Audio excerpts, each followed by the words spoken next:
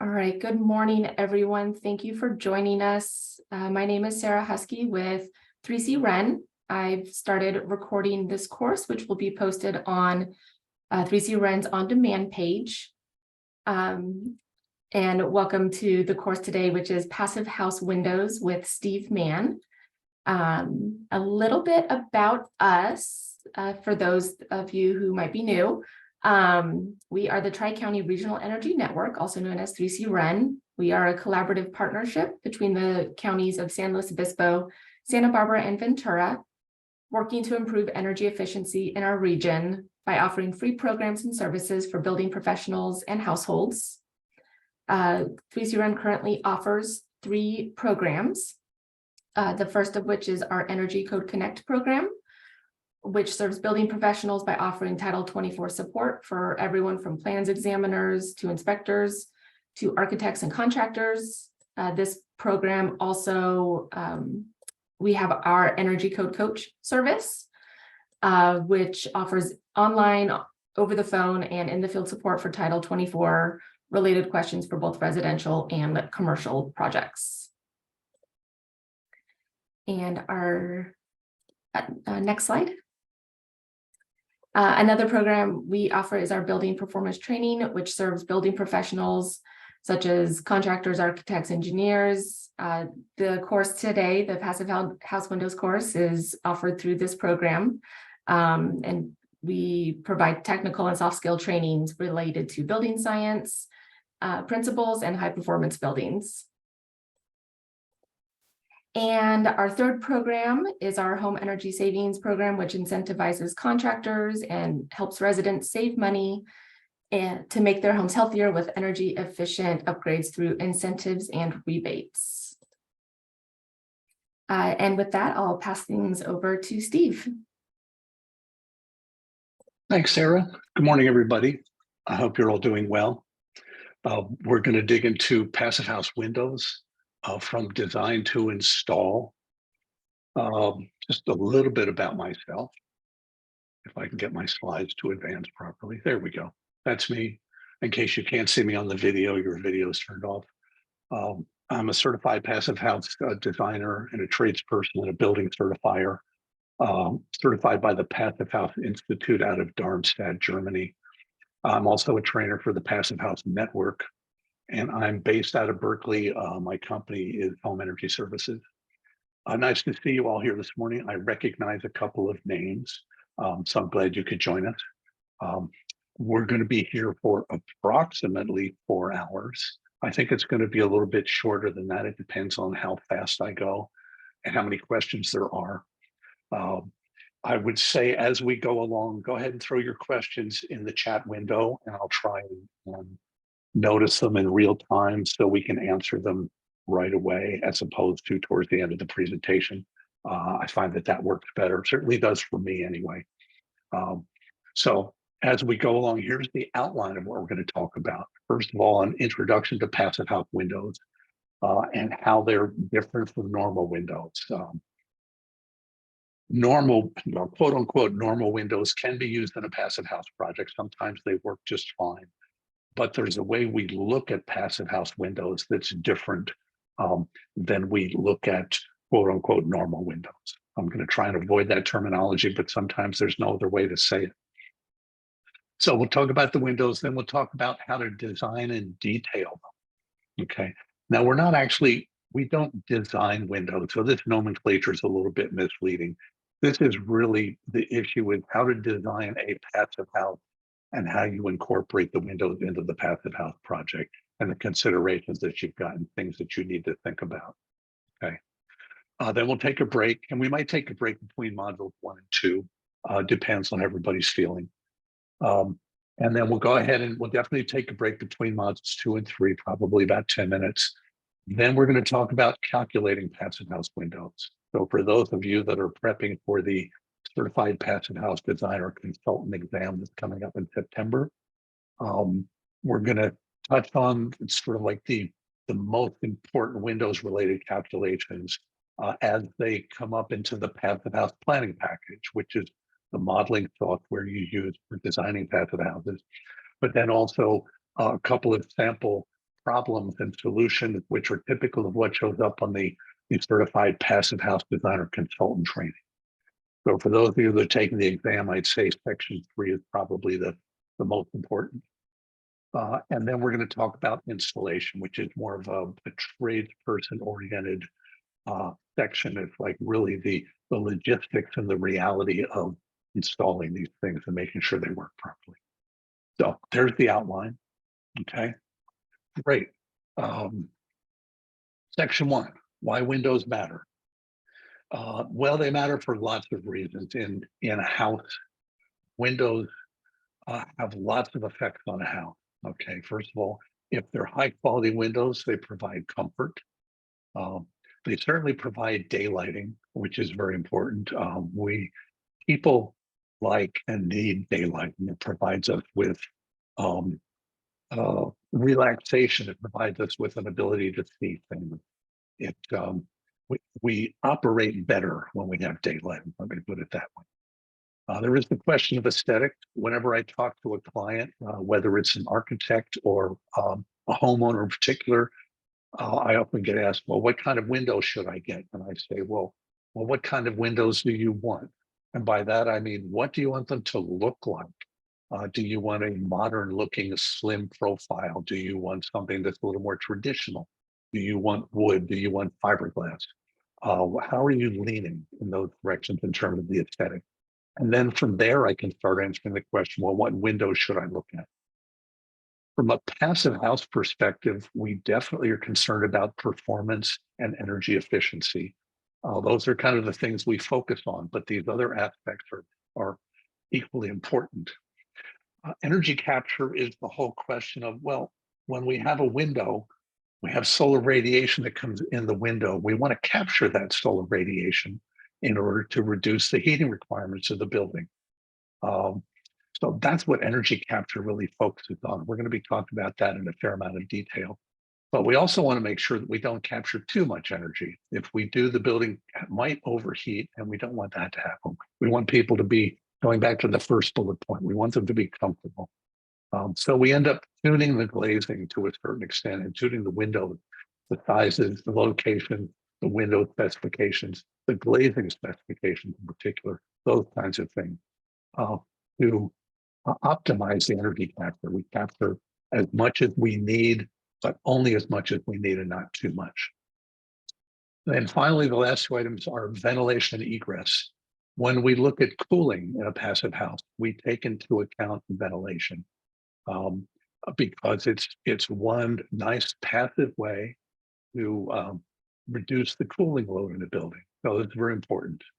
And then finally, egress, that's a code thing. Every bedroom is supposed to have a window that's big enough for a person to get out in the event of some kind of problem inside the house. And we find that also the passive house requirements say that every room, every occupiable room in the building needs to have some sort of operable window for both egress and for ventilation. So there are lots of reasons why windows matter. Probably from the passive house perspective, the thing that we focus on more than anything is when you look at a building envelope, the shell of the building that's designed to protect us and keep us warm and dry and all of those things. The windows are the weakest link in that building envelope. They have the lowest R value or resistance to heat transfer. And so you need to make sure that whatever you do in terms of the windows, the quality of the windows, the way they're installed, things like that, you want to minimize the weakness of that link as much as possible. You can't take a window that has an R value of R7 or 8 and make it the same as a wall who has an R value of, say, 25 or 30. That's really not possible. Well, it is possible, but you're not going to do that. So we just want to look at maximizing the quality of the windows and the way they're installed and what they do so that the building performs as best as it can. So that's a summary of all the things we're going to talk about today. Now let's do a very, very brief history of fenestration. Fenestration is another fancy word for windows, and it's the combination of the frame and the glazing. Okay. long time ago. I think this is from from zero AC. Um, this is the Pantheon in Rome. Okay, and basically it's got a round hole in the ceiling. Now there's no glass in that hole. Okay, it's a 30-foot hole, and it's in this gorgeous building which still exists. And that hole does three things. One, it's aesthetic. So it lets the visitors into the Pantheon glaze up towards the heavens to look for the gods or view the gods or just daydream, whatever. Okay. The second thing it does is it provides ventilation. Okay. On a tall building, hot air has a tendency to rise. And so in a case like this, it provides kind of like a passive air conditioning. Okay. Hot air inside the building can rise up and it escape out through that hole. Okay. And the third thing in my notes says, well, egress. Well, this particular fenestration of the ceiling doesn't really provide egress. It's not really accessible. So I'm not quite sure why that's in my notes, but it's there. We move on to 1851, and this is the Crystal Palace. And I don't have notes and say where this was. This is, it's in London. All right. This is a huge glass building, and I've seen buildings like this also in Dallas, Texas. I've seen them in Italy. I've seen them in a variety of places where these are older style buildings where they built them out of glass for a variety of reasons. And it was, these are not energy efficient buildings, let me put it that way. Okay, but they did this for a variety of reasons, for daylighting, for arboretums, for greenhouses, things like that. And they were built basically out of steel and glass. Now, back in this day, back in the 1850s, glass was made by hand. And so you could only make panes so large. And if you've ever seen a really old house, from the 1850s, the 1750s, houses of that age, the glass is kind of wavy and you get kind of a distorted view out of them. This is partly because of the manufacturing technique, which was not very good. Well, it was what they had at the time, but the result was the glass would come out wavy and with some bubbles in it, and the panes can only be so large. So in order to have a large glazing or fenestration viewing area, they had to take smaller panes and put them together. And this is sort of like the premier example of how they did that.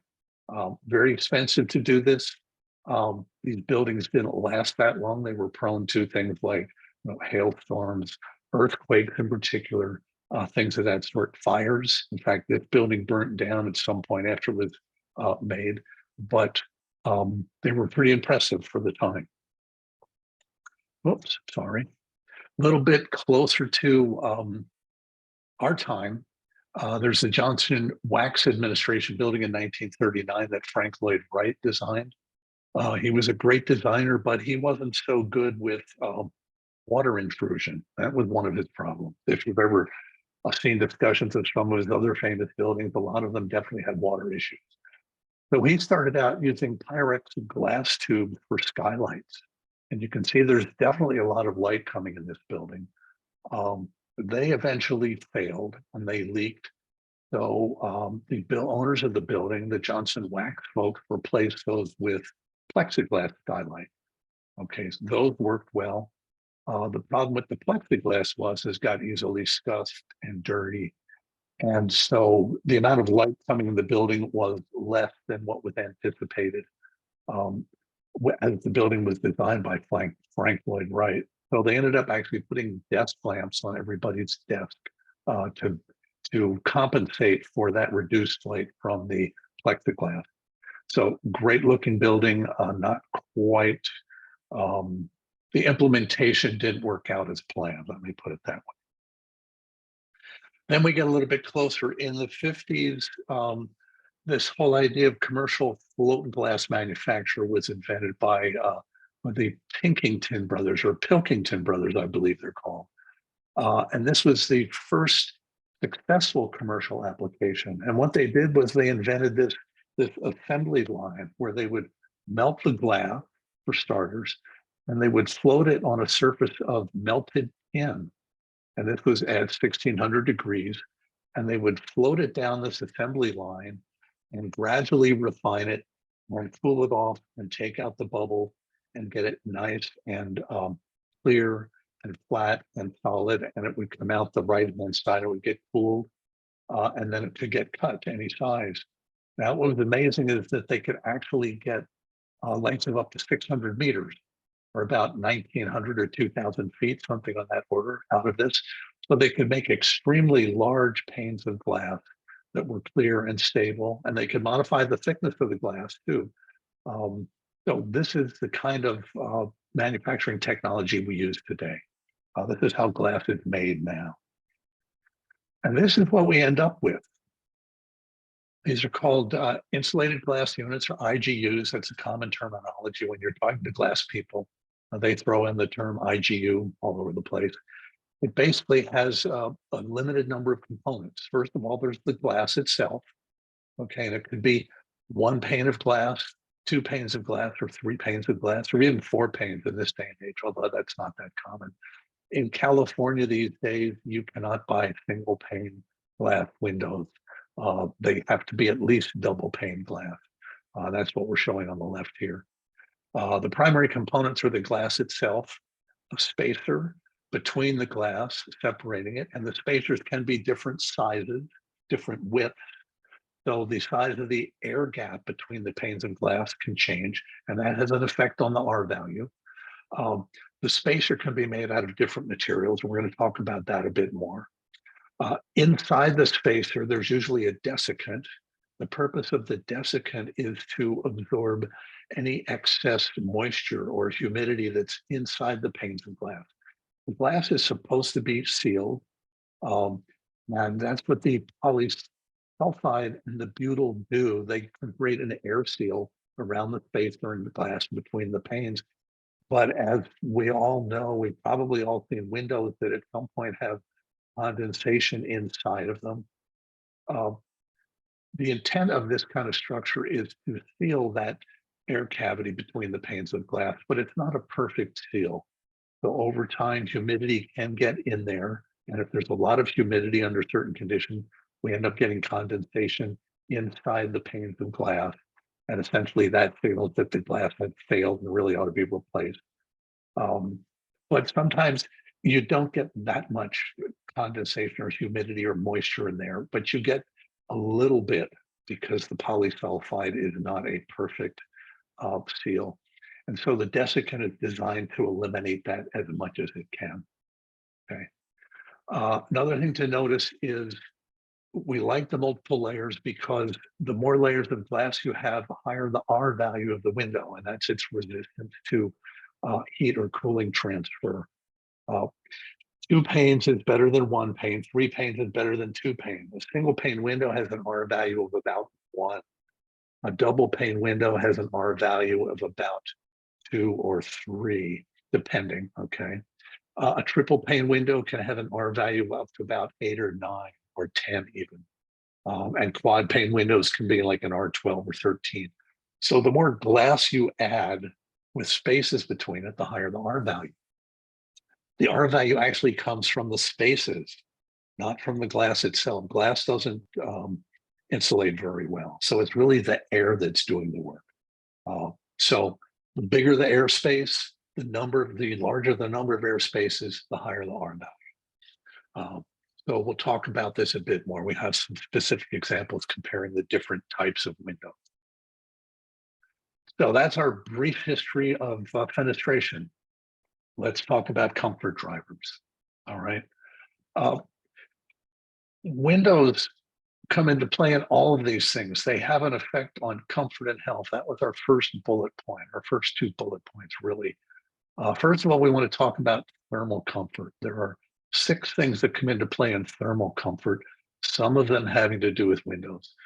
First of all, inside a building, thermal comfort is controlled by or affected by the temperature of the air inside the building. That's the thing that we all focus on. We look at a thermostat and it generally focuses on, or it reflects the air temperature. So that's like probably the number one thing we're all aware of.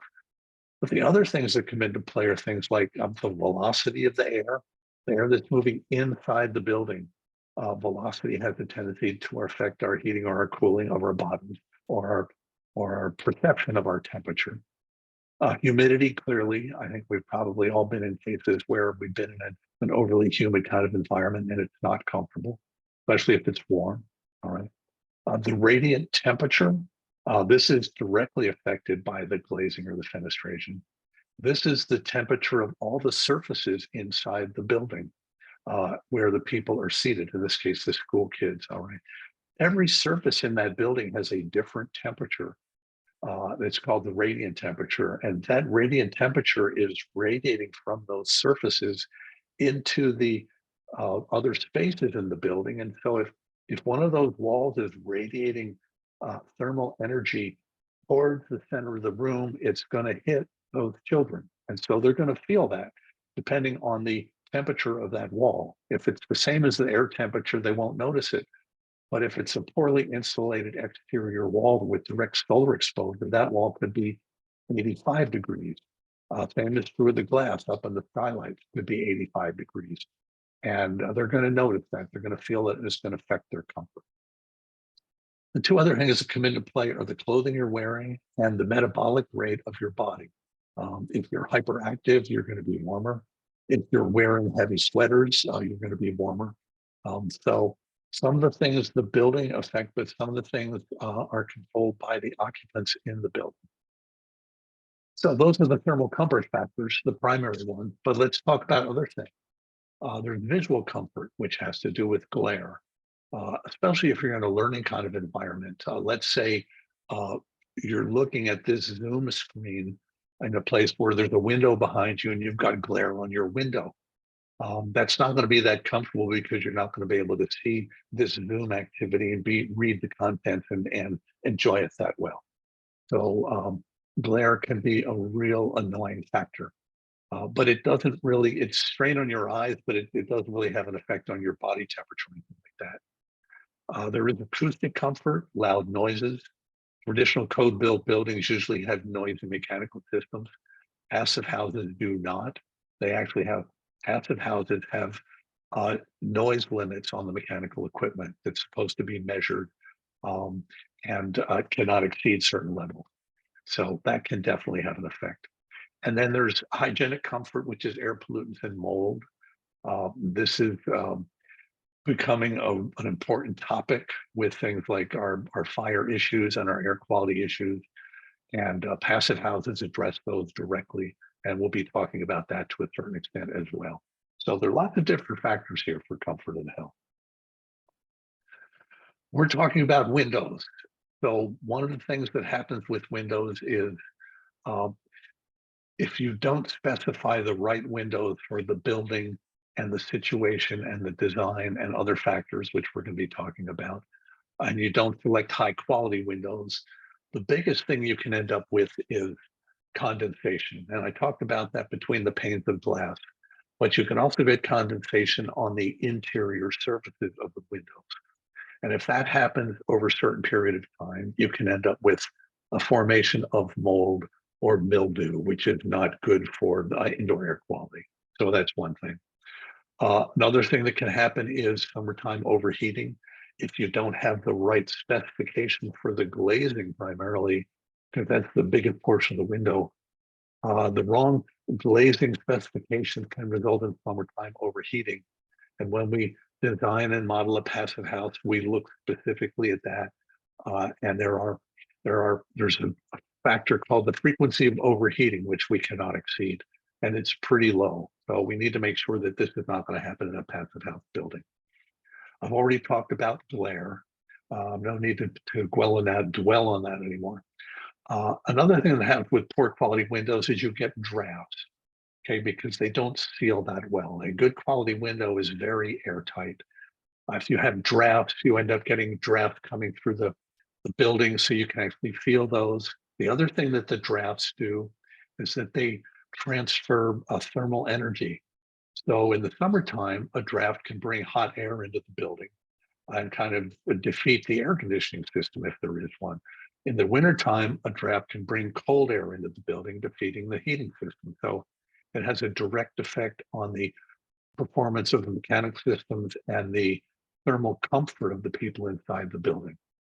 And you can see here on the left, we show the condensation on the window. On the right, this is an infrared picture of a poor window. And you can see that uh, the warmer colors, the red and the yellow, indicate heat, and then the darker colors, the purple and the blue and the green and the turquoise, represent cooling or thermal energy transfer, unwanted thermal energy transfer. So you can see in this case around the window, it looks like it's air leaky, and there's also thermal energy loss around the perimeter. The glass is doing okay, but the frame is not doing that well. And the frame installation. And we're going to find that generally speaking, with windows, the glass is the better performing component. The weakest component of a window is going to be the frame, not always, but usually. So I've already mentioned that out of a building envelope, the windows are the weakest link. Well, out of the weakest link, the weakest component is going to be the frame. There are exceptions to that, but that's generally true. Okay, window comfort and health concerns. This is the solar overheating kind of situation. You can see, again, more thermal imagery. We're going to have a lot of thermal imagery pictures throughout the next couple of hours. All right. What we're looking for is uniform surface temperatures. Okay. But the problem here is that we're getting a lot of solar radiation coming in through the windows.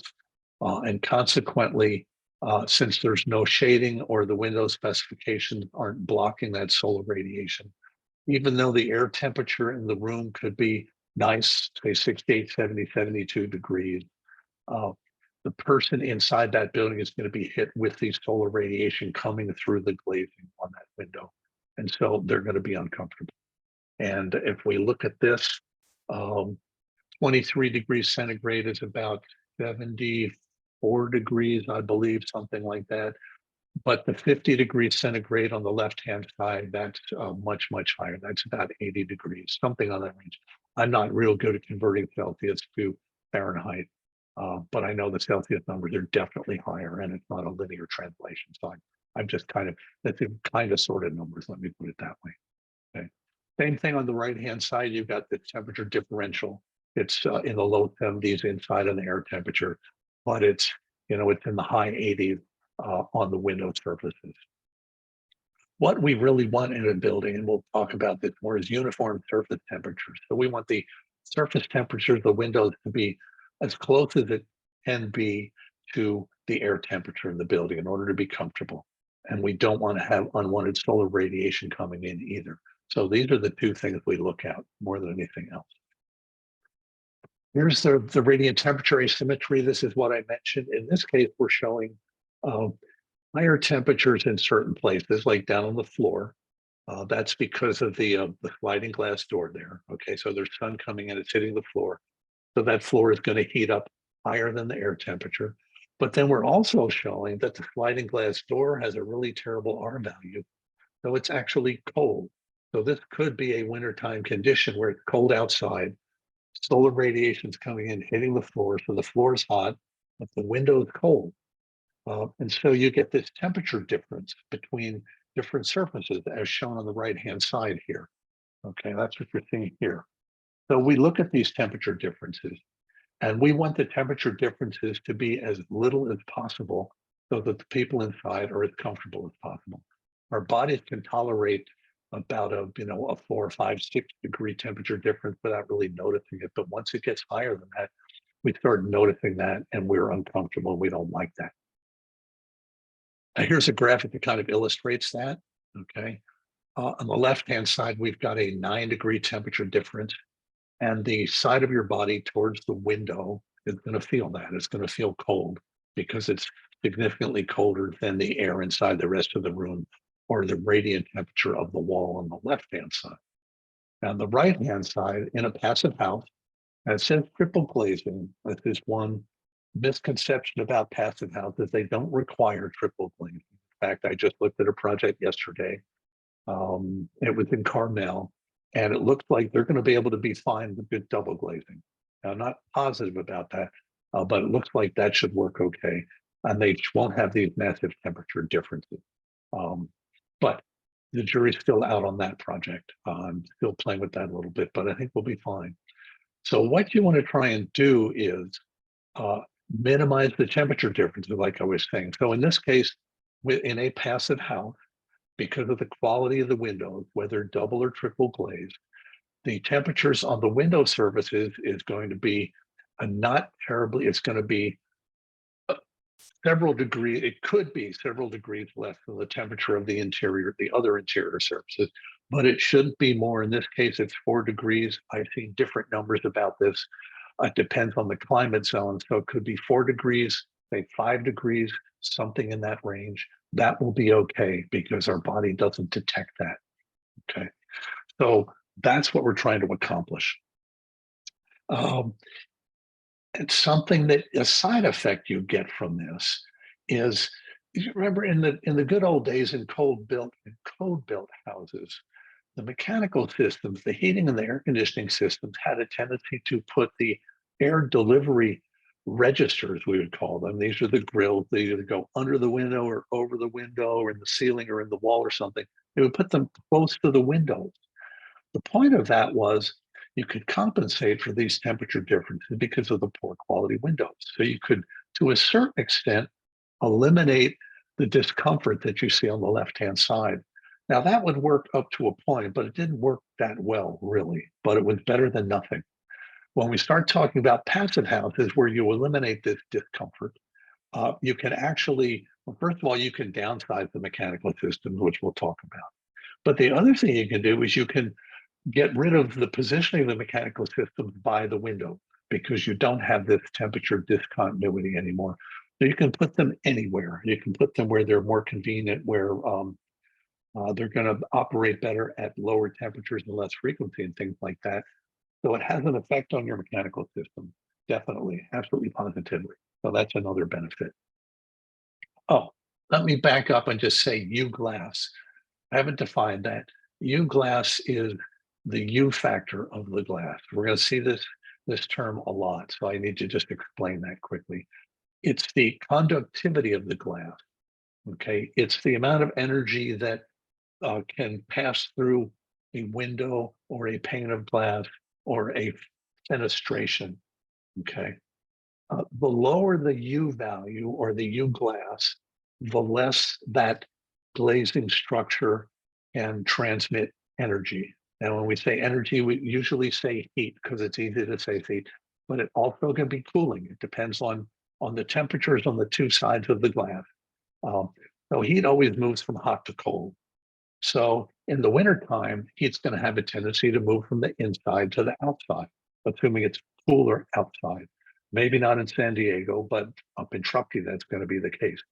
In the summertime, the heat's going to have a tendency to move from outside to inside because you're going to be cooler on the inside, possibly because you have air conditioning.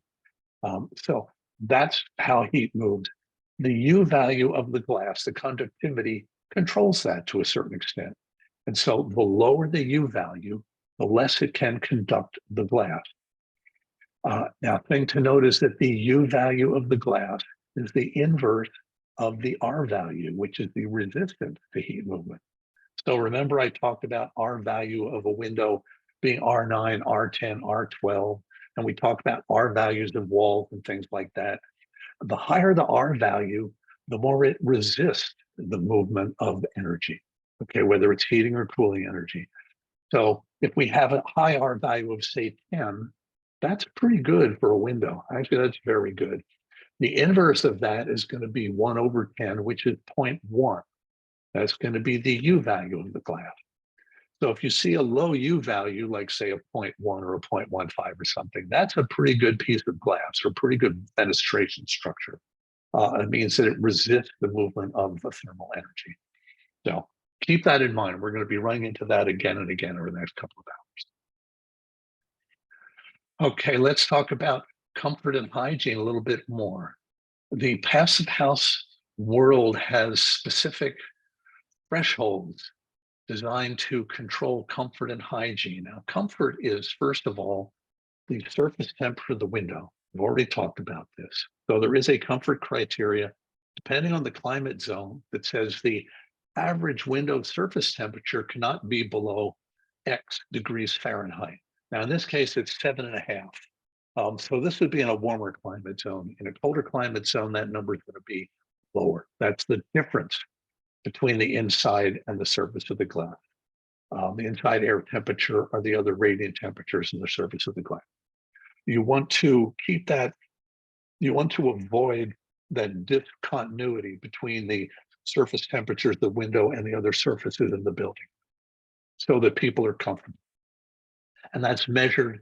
And that's actually when you model a passive house, if a window doesn't meet that criteria, it gets flagged as being an inappropriate window. By that, it either means it's too big or it has inappropriate specifications or it's in a bad orientation, or there are any number of factors that can have that window, cause that window to be triggered and not meeting the comfort criteria.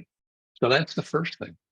Second thing is the hygiene criteria. And this is a measurement of the surface temperatures of a specific point in a window. And now this is different from the comfort criteria, which is for the overall window. The hygiene criteria basically identifies the coldest point in that window. And it could be, it's typically going to be in a corner. So in our case, I would say it's going to be right there.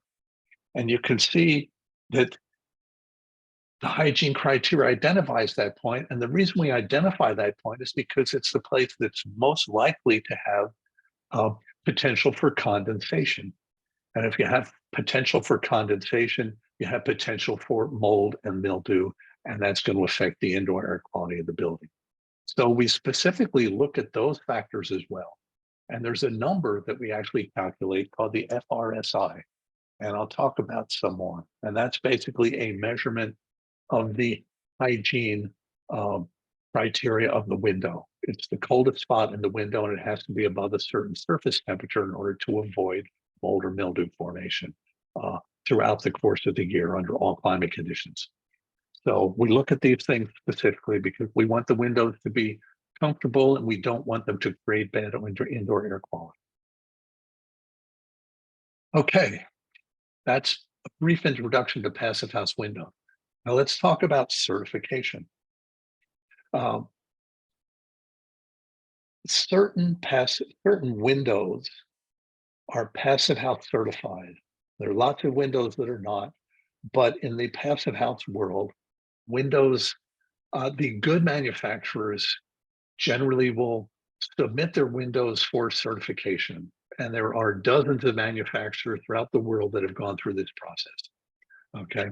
And what they do is they define their windows, they provide specifications to the Passive House Institute, and then these specifications are analyzed under different temperature conditions and climate conditions and glazing conditions to determine how well they're going to perform.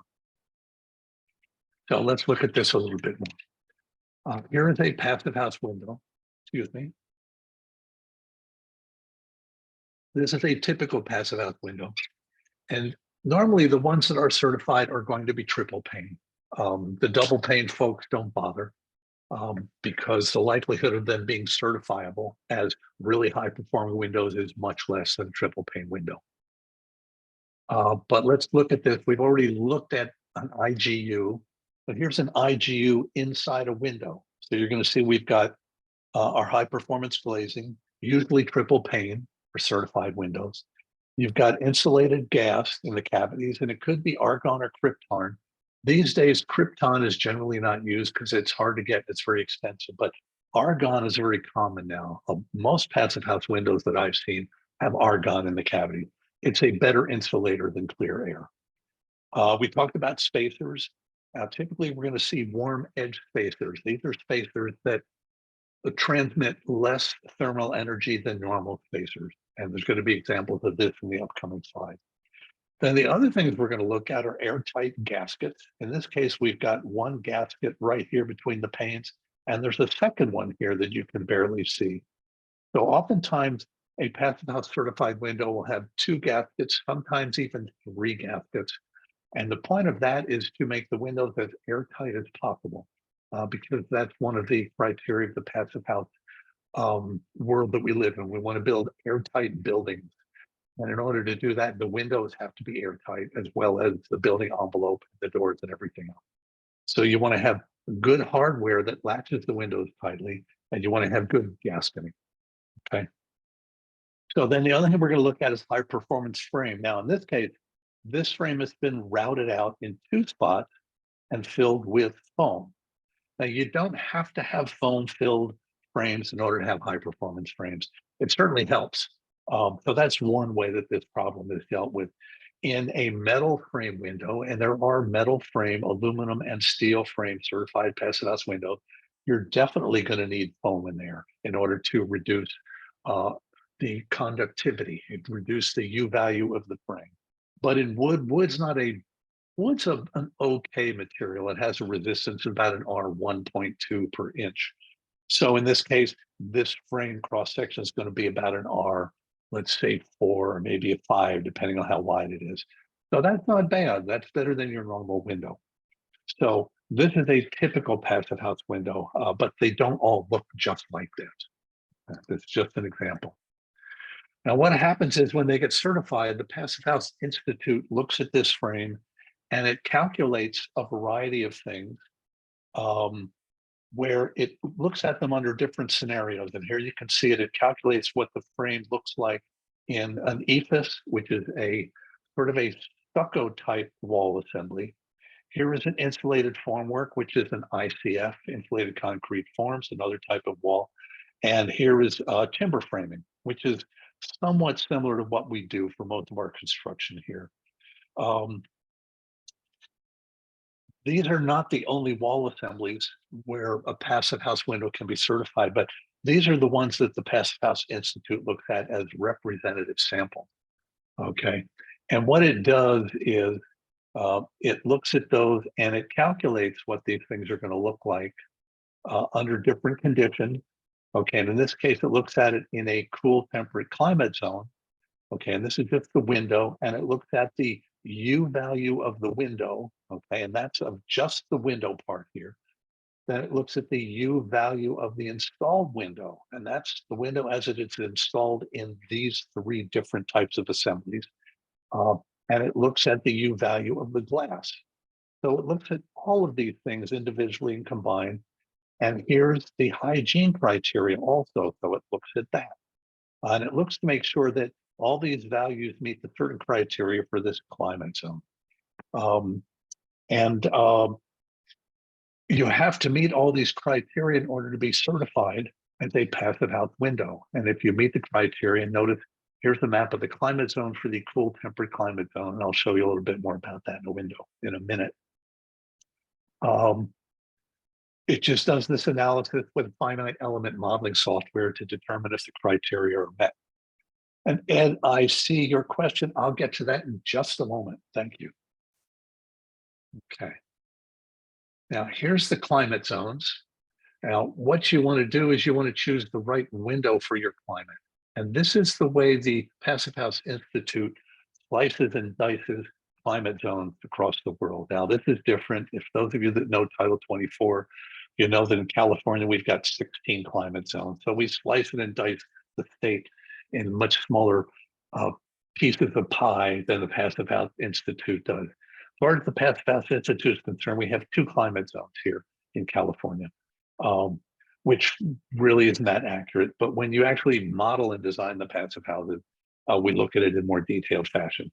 This is really for window certification, other component certification. All right.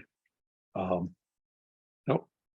So here's the criteria for the different climate zones. So let me address Ed's question. Ed, certified windows look at the whole window and the assembly as it's installed in a wall assembly.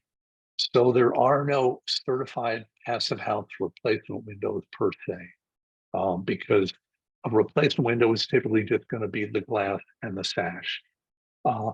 The only thing I can recommend you do if you're looking for replacement windows is look for a certified Passive House window and then inquire to see if they actually do have replacement windows of similar quality. I'd say the chances are The likelihood is not great that you're going to get a good answer to that question, but it's possible. The other thing to do is just look for a manufacturer that does have certified passive house windows, which means that they're focused on the quality of the windows and the performance of their windows. And then say, well, what else have you got? And you've got replacement windows. And for instance, I can tell you that, for instance, North American manufacturers, Colby has certified windows, Marvin has some certified windows. None of them have a whole product line that's certified. So I'd say, go to Colby and say, okay, I know you make good windows. Do you have any replacement windows that are of high quality? And see what they say. Same thing with Marvin, you can do that. Look in the passive house community and see what you can find. But I don't know of any certified replacement windows per se. They don't exist because it looks at the whole assembly within the installation. That's what the passive house world focuses on. It's the whole thing, not just that individual component. Okay. Hopefully that answers your question. And I'm sorry, that's not a good answer. If you're looking for replacement windows, you might have some challenges. So sorry about that. Okay. Going back to the certification criteria, here are for the different climate zones. You're going to notice that there's different criteria. Here's the hygiene criteria. That's the FRSI that says, okay, in an Arctic climate, the window FRSI has to calculate to be at least 0.8 or higher in order for this window to be certified for this climate zone. Here's the U values of the components. Okay.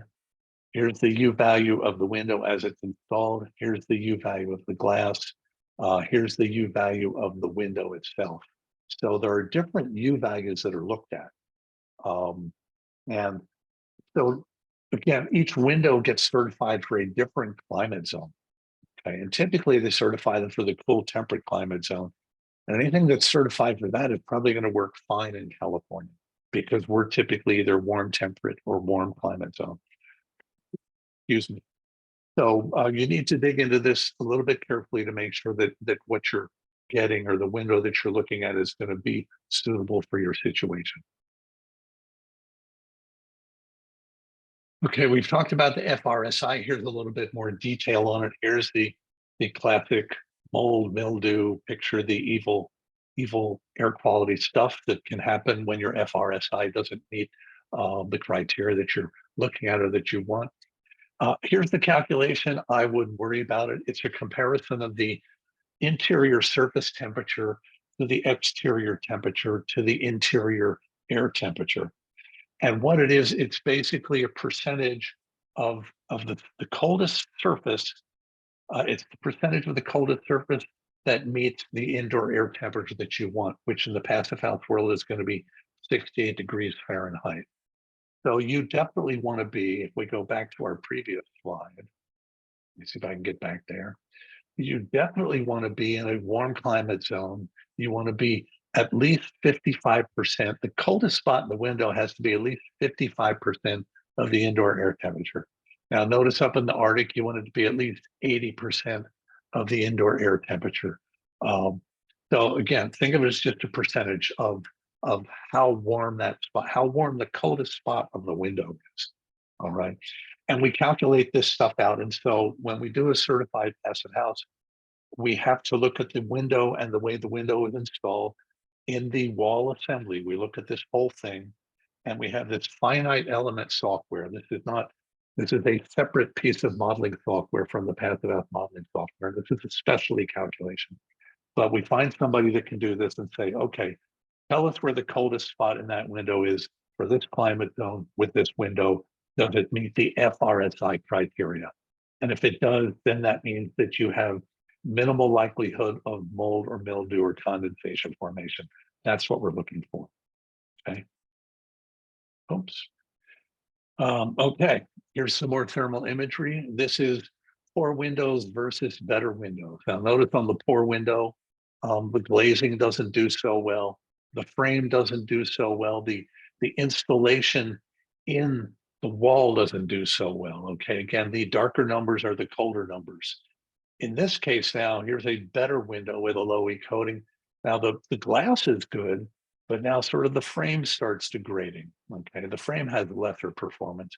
And notice the edge of the frame, where the frame and the glass meet each other, has the worst performance. Well, the window's not installed well. Okay, you can see all around the edge, it's cold, but that's not the window itself. That's the way the window is installed in the wall assembly.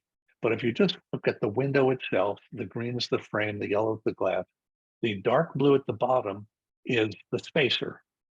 And what this means is the spacer oftentimes is the weakest link of the frame. The frame's not doing that well, but as part of the frame, it's this junction right here that's going to be the worst.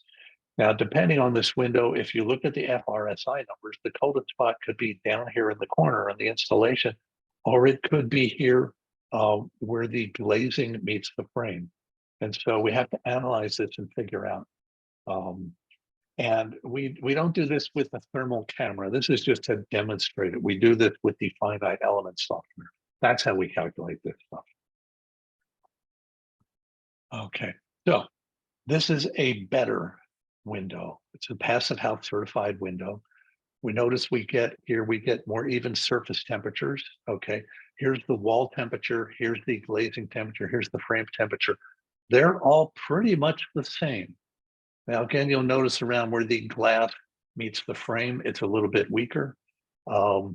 And where the frame hits the bottom, that's weaker too. And that's because the frame here is, there's something about this frame that makes it more thermally conductive than the frame up at the top. It could be some hardware. It could be the way it's installed in the frame or the wall assembly. It could be the fact that there's no shading to block the sun hitting this. We don't know. Okay, you can't tell from these images what the problem is. You can only tell, well, this is different than this. That's the only indication you've got there. So, but this just shows that each part of the window performed a little bit differently. And so you need to look at all of the details. There are 4 window classes of certified windows. They go from A+ to A to B to C. Anything below a C cannot be certified. And the way they classify these is with this number called the psi opaque. That's what this little trident is. It's a psi value. And we're going to be seeing more of these as we go on. Just think of this as it's some nomenclature. It has no special significance other than it looks unusual. Okay. That's calculated by looking at the psi value of the glazing spacer. So remember, that might very well be the weakest point of the whole window assembly. Then it includes the U value of the frame, the area of the frame, and the length of the spacer. So this is really a calculation of how the spacer affects the overall performance of the window. All right. And in order for the window to be certified in these categories, the psi value is really a U value. So the lower it is, the better the performance of the psi opaque portion of the window. So the number gets smaller, the rating gets higher.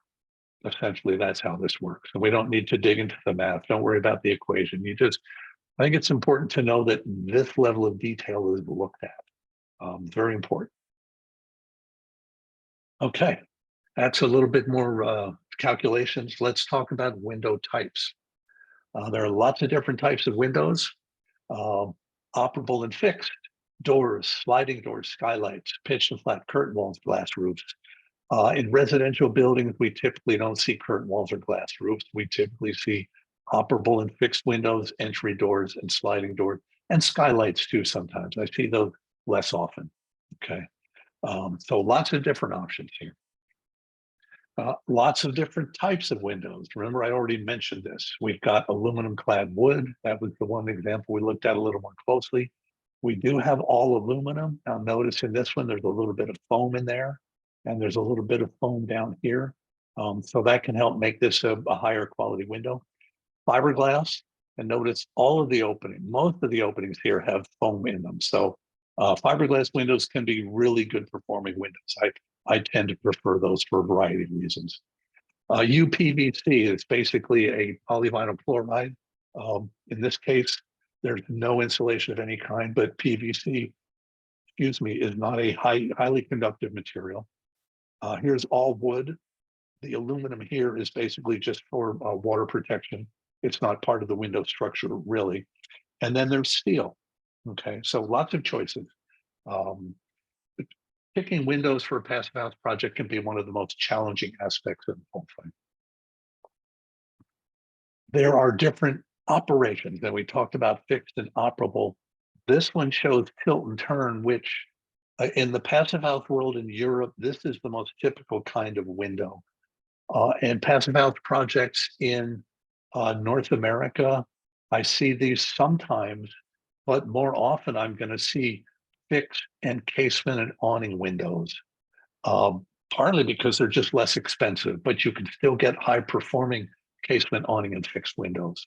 All right, but these windows are great because you can open them two different ways, and they've got locking hardware that they need to have in order to let you do this kind of operation. So they can be extremely airtight. They're well gasketed, and you've got two operations. Okay, you've got the one on the left is typically used for ventilation, and the one on the right can be used for a bigger view or for egress or whatever. All right. So these are great windows if you can afford them. They're excellent. Here's what they look like in the field. Now they typically have limited size and shape because when you open them this way, they can swing all the way out. So they can only get so large until you get too much weight, and the frame and the locking mechanism and the hinge mechanism really can't support them anymore. So when you look at window manufacturer data, typically you're going to say, okay, it'll have a chart and it'll say, well, for tilt and turn windows, here's the maximum size you can have, and it's going to have maximum horizontal and vertical. It's going to have the same thing for casement and awning and fixed windows too. But for tilt and turn, it's typically going to be, you're going to have more constraints than you have for those other choices. Tilt and turn are in swing only, so you need to make sure that you don't have furniture in the way because they just won't work. On my current building I live in, which is certified passive house, when I designed it, I wanted tilt and turn windows, but then I realized that I really couldn't open them to the inside. It's not a big house, and so I wanted as much square footage as I could get on the inside for stuff. So I went with awning and casement windows instead, and that worked out just fine. Fixed windows, they are better performing, usually because the frames are thinner. Now, remember I said the windows are the weakest link. The frames are typically the weakest link portion of the window. And then a little footnote there, well, oftentimes the spacer is even weaker than the frame. Out of the frame, the spacer might be the least performing portion of the whole window. So the smaller the frame, the better performance, because the glass usually performs better than the frame. Fixed windows, you have a lot more options. They are less expensive. Now here we say that installation can be trickier, and that's because typically with a fixed window, you end up installing them either, well, let me back up. On non-fixed windows, oftentimes you end up installing them by just attaching screws through the frame into the framing. Okay, so you can go directly through the window itself, and then it gets covered up by a gasket. Now, on a fixed window, you don't have a gasket, so you don't screw through the frame into the framing behind it. So you position the window where you want it horizontally, and then you attach it with clips or other types of options. And there's another option, which we'll see in a second. So it gets a little more complicated in that respect. I've done that, and it's not that hard, but it's something to think about. The advantage of that is that you can position them pretty much anywhere you want horizontally, which can be good because that's a factor in solar radiation and shading and other things, which we again will talk about.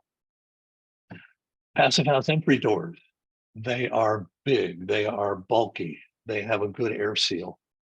Typically, the certified doors certainly are going to have a multi-point locking system. Now, in my house, I put in non-certified doors, but I got them with a multi-point locking system, and they're great because instead of just having one deadbolt and one latch, you've got typically 2 or 3 or even 4, range from top to bottom. So when you close them, they close and they pull the gasket tight, and so they're airtight, which is something you want. Okay. So whether you get certified doors or not, and they can be windows or they can be solid, I'd recommend you get a multi-point locking system. And they're also good for security too. Um, so um, that's always a good thing as well. Lift and slide doors. This is a fairly common passive house thing. Again, most of these are certified. Basically, the point of this is it's a sliding door, but when it's closed, it sits down lower than a normal sliding door so that it sits on a gasket so that it's airtight. When you open the handle, okay, when you flip this thing, instead of the door just being able to slide horizontally, it actually lifts up off the gasket, maybe a half an inch, 3/4 of an inch, an inch before you can slide it. And that's to get it off of this heavy gasket that's sitting on the bottom. Uh, and to, just to make sure that you get it off that airfield, then you can slide it, okay? And these are typically heavier. The ones I've seen are all pretty large too. So it takes a little bit of you to getting used to the operation in order to figure out, well, that's how they work. But they're solid, they're airtight, and they work really well. And most of the ones I've seen are in fact triple pane glass. Skylights, all kinds of skylights. They can be, flat or pitched. There are not a lot of choices for passive house certified skylights. On this house in Carmel, I was just mentioning a few minutes ago, we're having that discussion right now. They want to put skylights in, and I'm encouraging them to get certified skylights because they perform much better than the typical skylights that you might get from other sources. And I'm not going to name names. Okay, inappropriate. They can be fixed or operable. The thing you need to worry about with skylights is the shading. Okay. If you don't have a way to control the solar radiation coming through skylights, you can end up with overheating and discomfort, like we talked about 30 minutes ago. So you need to be able to mitigate that. Now, that can be by using operable skylights or skylights with shading embedded in the glazing or on the inside or something, or even on the outside. So there are different mechanisms for that, but it's something to take into consideration. Most passive houses that I've worked on have very limited skylights just for the fact that it's difficult to control the radiation without, a variety of extra factors you have to deal with. So they can be a little complicated, but if you need to provide solar radiation in order to reduce your heating load, skylights can be a good way to do that. You just have to be aware of the possible pitfalls to make sure that you deal with those issues. Curtain walls and glass roofs, these are typically on commercial buildings or larger, fancier residential buildings. Basically, it's a big pane of glass with like fake frame. Okay, remember our manufacturing picture from an introduction to fenestration that the Liptikin brothers invented in 1950 or 51, where they could make huge sheets of glass. This is typically done on commercial buildings where they have large panes of glass, with or without frame, and they get installed, and they need thermally broken profiles because if you've got, like in this case, in the roof here, if you had this framing going through the glass, okay, without any kind of thermal break or something, that's going to be a highway for thermal energy conduction. And you want to minimize that as much as possible. So if you have no frame, that's the best choice. But in this case, if you have frames, they need to be thermally broken or they need to be false frames. Okay. You can do curtain walls and glass roofs where they have operations. In this case, there's an operable window here. Okay, you can do that. But notice this is a fairly big hunk of glass. And you could get something like this from a normal window manufacturer too, but it might make sense to get it from a curtain wall manufacturer, especially this ceiling operation. You won't get this from a normal window manufacturer. They just not equipped to do that kind of manufacturing. So, okay, let's see. There we go. Then glazing comes in different packages. You have a single family home. Uh, and I don't know if this is a curtain wall kind of installation with thermally broken frames, or they got this from a normal window manufacturer. I don't know. I just know it's a lot of glass, and it was designed specifically to meet the passive house criteria. So that would be the certification criteria on the window and the glazing and all of that, plus the building itself. So it looks like a lot of glass, but it performs well. There's no comfort issues. The FRSI is appropriate. So there's no mold or mildew or hygiene types of issues. It doesn't get too much solar radiation. It gets enough solar radiation. So it's properly designed and installed and everything else so that you get high quality passive house performance. You can get retrofit type windows. This is basically a fake double hung window, where if you look, the bottom is actually a tilt and turn window. Okay, and the top is a fixed sash. It doesn't move at all. But this is in a historic district in New York, and they were required to install windows that looked like the windows that were in the rest of that neighborhood. Okay, and the rest of those windows were traditional double hung windows. So that's what they ended up doing. And there's only one manufacturer I know of that actually makes these kind of faux double hung windows certified for passive house installation. Um, and you can find those if you need those. Here in California, we don't really have too many buildings that old. So I'm not sure that any of us will ever run across that requirement, but you never know. You never know. You can do passive house windows on large buildings. Okay, large buildings can be passive house certified. And this could be certified windows or not certified windows. It depends. Multifamily buildings are an interesting, it's a different type of animal or different type of building analysis than say on a single family home. And so there are different factors at play. So the window considerations are different than on a single family home, or let's say on a skyscraper or something like that. But certainly you can have certified multifamily buildings with or without certified windows. So the windows apply everywhere. Here's another example. This is a student dormitory for Cornell University in New York. At one point, this was the tallest passive house building in North America. There are taller ones now, but for a long time, this was the poster child for what can be done. Notice a lot of glazing, but not too much glazing, facing a lot of different directions. So they had to do a lot of careful analysis on what windows they're going to install, what the specifications are, what the orientation is, and so on and so forth. So, okay, section 2. Before we move on to section 2, are there any questions? And I think what we're going to do is, since we're a little bit about 10 o'clock, why don't we take a short break, about a 5-minute break, and come back at 10:15. Okay. And in the meantime, if you have questions, put them in the chat and I'll answer those when I get back.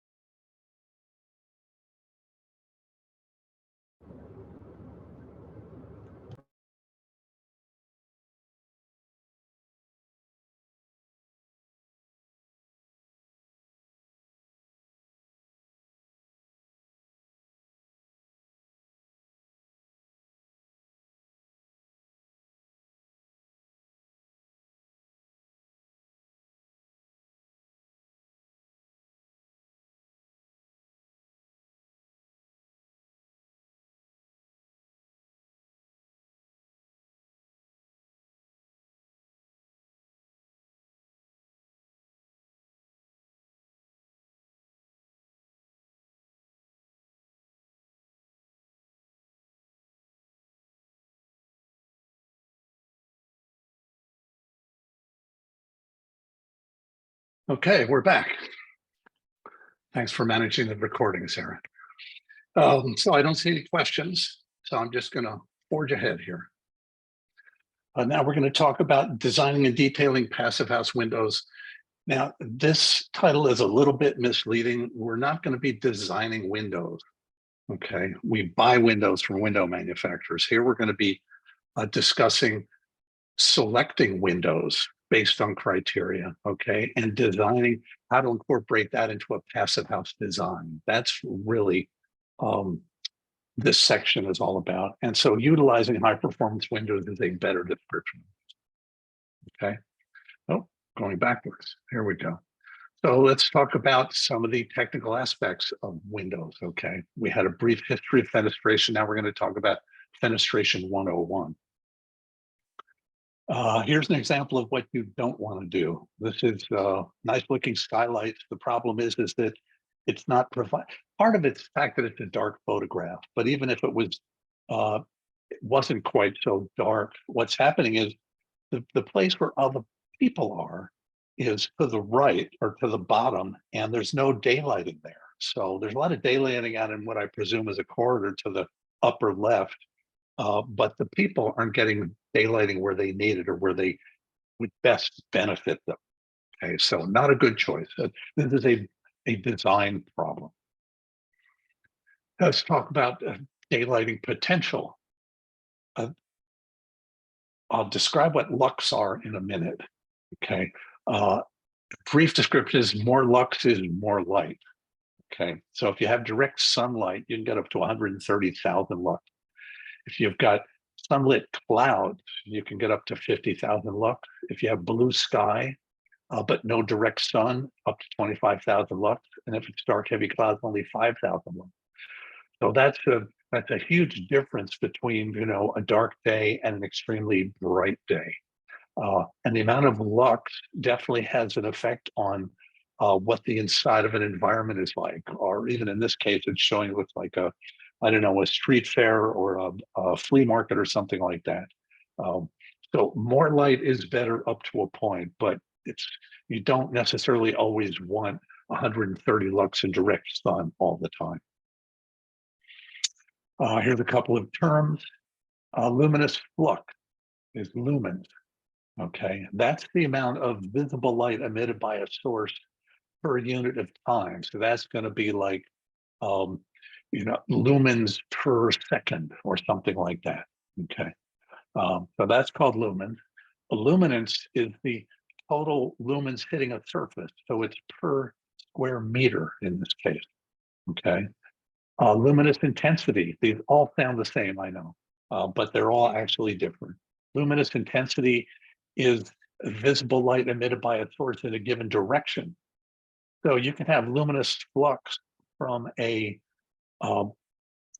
light bulb that's shown on the left, but the amount of the luminous intensity coming from that light bulb and hitting that surface in the center there, it's going to be measured in candelas. Okay, and then luminance is the luminous intensity over a specific area measured in candelas per square meter. Okay, so on the top one, flux is per time, and the bottom of luminance is per area.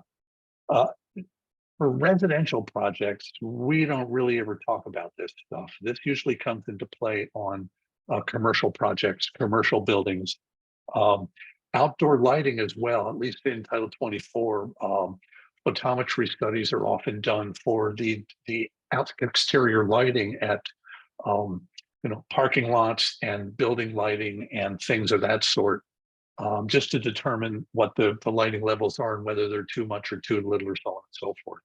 So this is more related to commercial projects.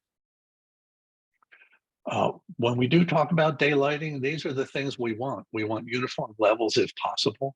We don't want any glare.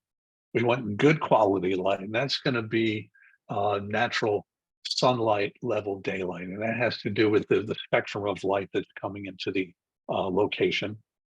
Commercial and residential have different goals. I just kind of touched on that previously on the previous slide. And we definitely, under all circumstances, we don't want any overheating. So we can actually measure that and determine if that's going to be an issue.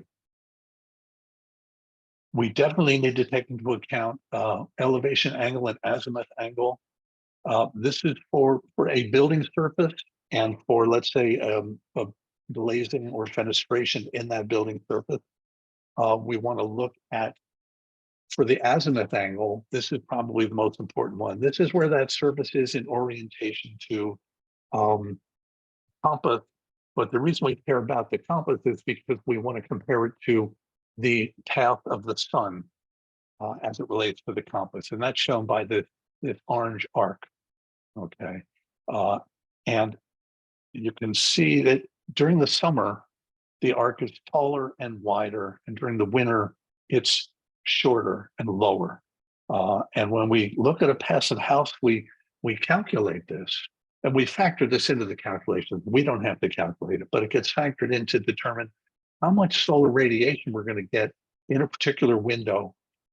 In order to determine that, we need to know the azimuth angle, but we also need to know the elevation angle, and this is the angle of that piece of glazing, whether it's vertical or whether it's horizontal or something in between.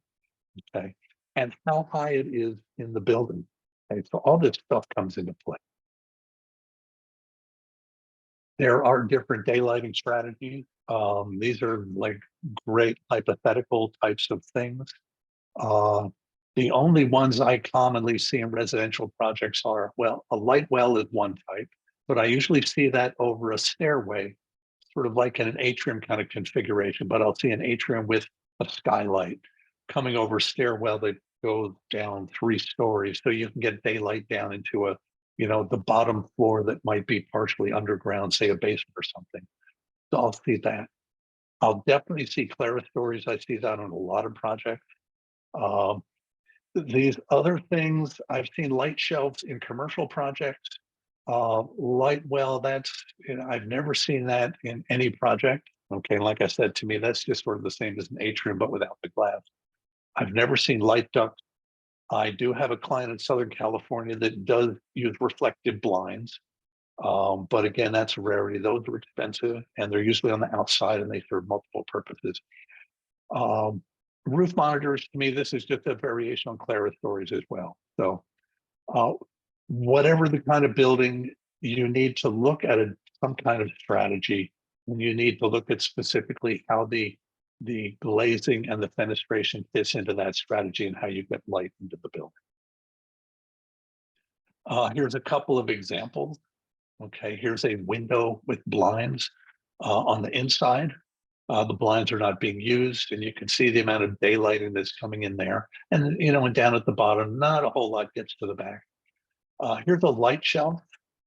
Okay, what this does is the incoming light hits the shelf and bounces off of and goes up and hits the ceiling. And you can see that the penetration into the interior is greater than it is without the light shelf. And then here you can see skylight. With skylights, you definitely can get more even distribution throughout a space, a better quality light. This kind of goes back to the Frank Lloyd Wright building or the Johnson Wax building. This is what he was trying to achieve there. And if it's done successfully without leaking skylights, can be a great way to get a really nice interior surface or interior quality. Couple of rules of thumb. Okay.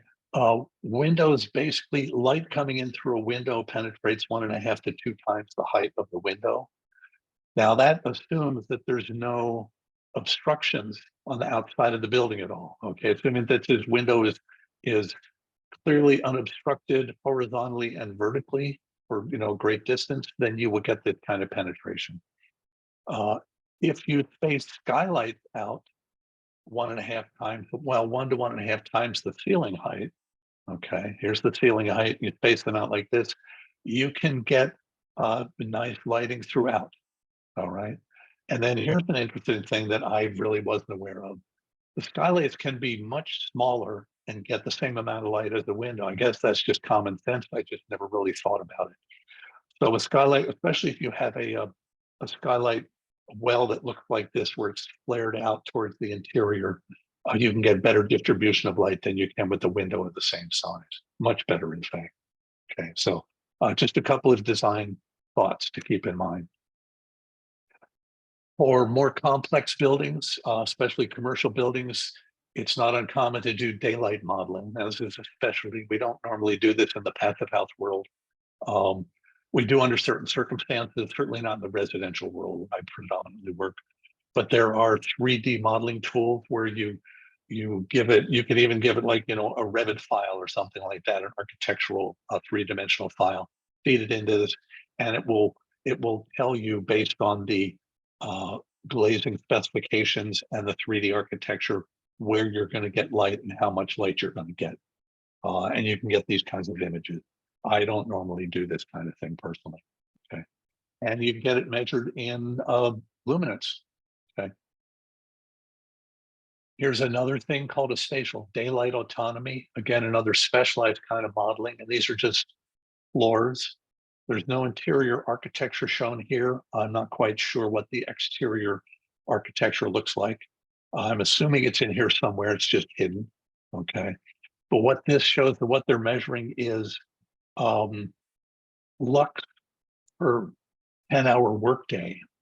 Okay. And what we want for a satisfactory threshold is 300 lux for more than 50% of the 10-hour workday. And here's how this is measured, and the lighter colors are better lux. And I'm not quite sure how this threshold relates to these numbers, okay? Because I don't quite know all the factors involved here, okay? But this is looking at different shading strategies. And you can see that, you know, you do get on the interior of the building, I presume that this is south facing us. Because we're getting more illumination that way. And getting this many lux, or this much lux on this side, well, maybe that's too much. Okay. And maybe really what you want is something more like this. But maybe that would be, you would get this detrimentally. And so I'm not quite sure what their ultimate goal here is. The point of this is to show you can do this kind of analysis. Here's another similar analysis. This is different though. It's annual sunlight exposure. So this is, how are you overheating? Okay, how are you getting too much direct sunlight? And here it's a similar thing, a percentage of the floor that has greater than 1,000 lux for more than 250 hours per year.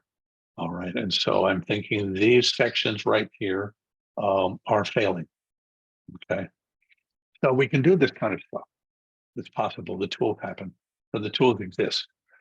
Then let's look at what this, you know, translates into in the real world. Here's a building that definitely has a lot of glazing.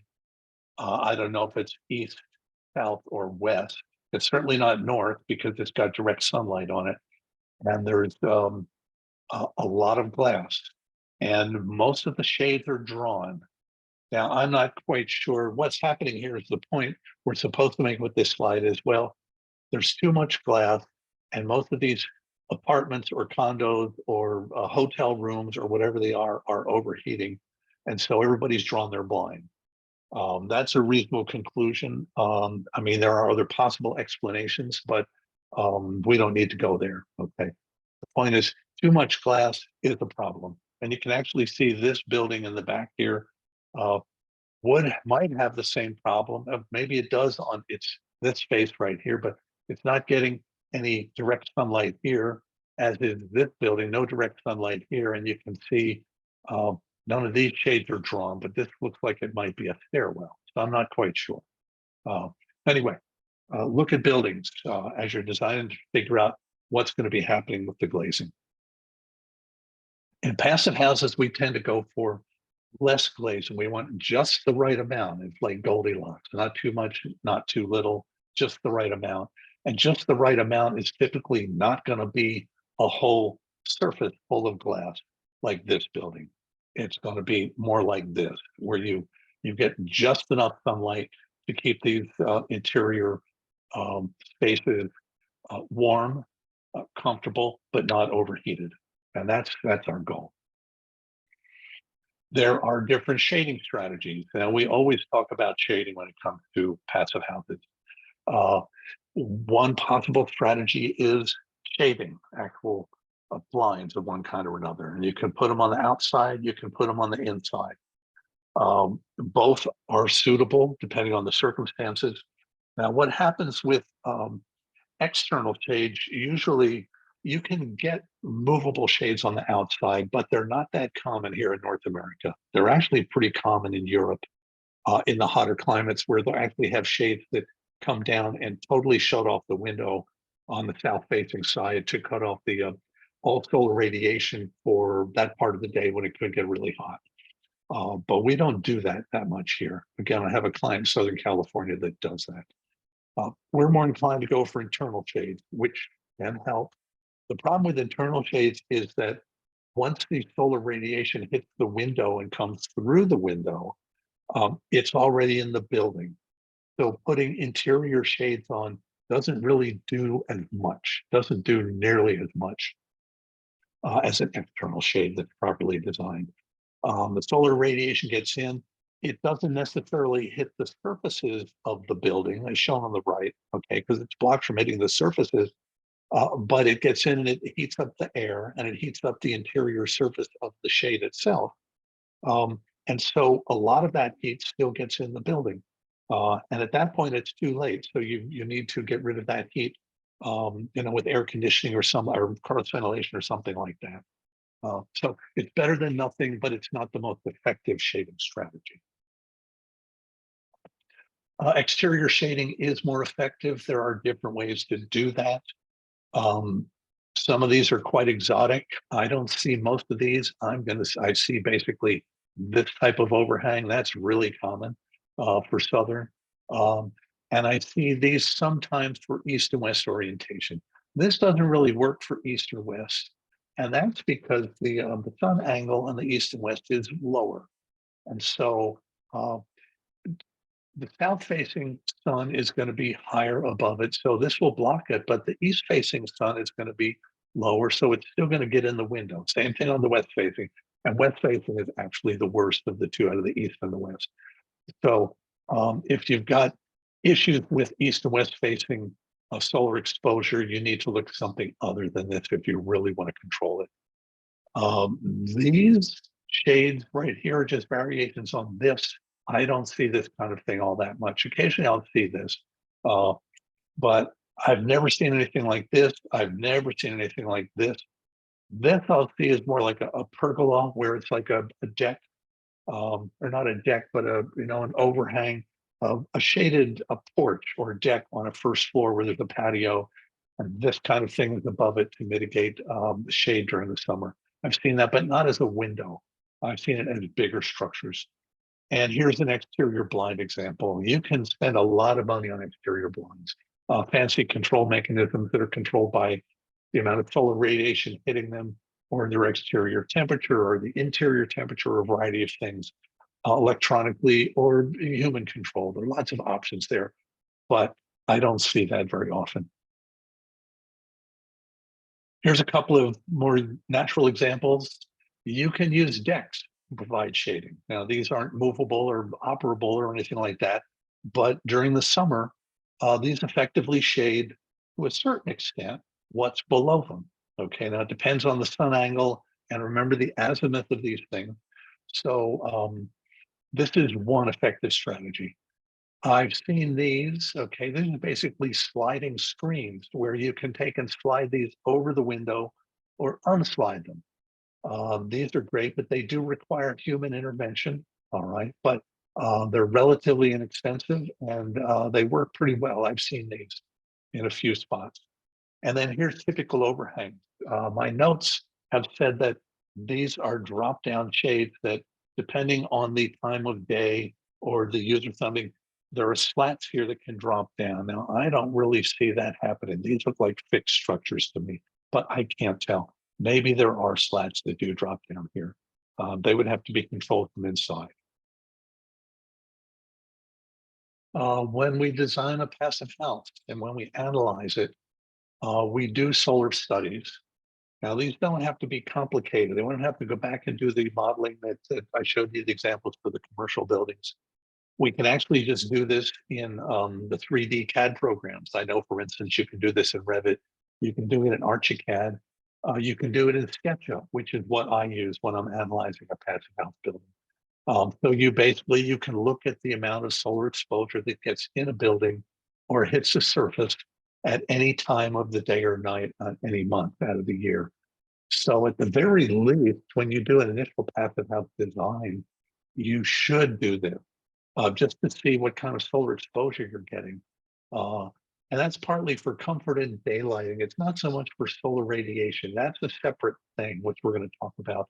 But this just gives you an idea of the daylighting that's happening in the building. And maybe you really do want, like in January and December, you want daylighting to come all the way into the interior of the building. This is an easy way to determine if that's going to happen. And at the summer solstice in June, at noontime, you can determine that you're not going to get any sun coming into the building, which is a good thing also, depending on the location, the climate zone. So these are simple. Anybody can do this. This is a very elementary tool that's readily available. And what's going on with my cursor here? Yeah, there we go. Okay. Shading effectiveness. You can do this kind of analysis. It's typically not done. This is a study done by the Passive House Institute where they determined for a south-facing window, what's the effect of different types of blinds, okay? And in the worst case, this is frequency of overheating. That's what they measure. And this is what we measure when we model a passive house building. Frequency of overheating with no shading on this particular window in this particular building, it's going to be 17%, which is not good. They want it to be below 10%. Ideally, they want it to be as low as possible. If you put on interior roller blinds, notice it knocks it down from 17% to about 8%. Definitely an improvement. If you put a roller blind between the glass panes, it knocks it down even more. Remember, I said if the blind's inside the glass, it's not going to do that great. Well, here it knocks it down 50%, but you're still overheating. If you get it in the glass or outside the glass, you get a much, much better result. So in the Passive House planning package, which is the modeling software we use, you have an opportunity to specify shading from blinds specifically. And they have guidelines saying if you have interior roller blinds, you can reduce the solar radiation by, I think it's 70%. And if you've got interior roller blinds, you can reduce it by 70%. I'm sorry. In the first case, you can reduce it by 30%. In the second case, you can reduce it by 70%. So they have guidelines for that. And you can do this and sort of factor that into your modeling to see the effect. In the Passive House planning package, we actually specify 4 types of shading. Now, the one I just mentioned for roller blinds is called this, the reduction factor Z for temporary sun protection. That's a mouthful, I know, but that's basically for blinds inside or outside. But we also look at horizon shading factors or shading obstructions, and I'll show you an example of that in a minute. Lateral reveal, the overhang reveal. Okay, now this is from attachments to the building.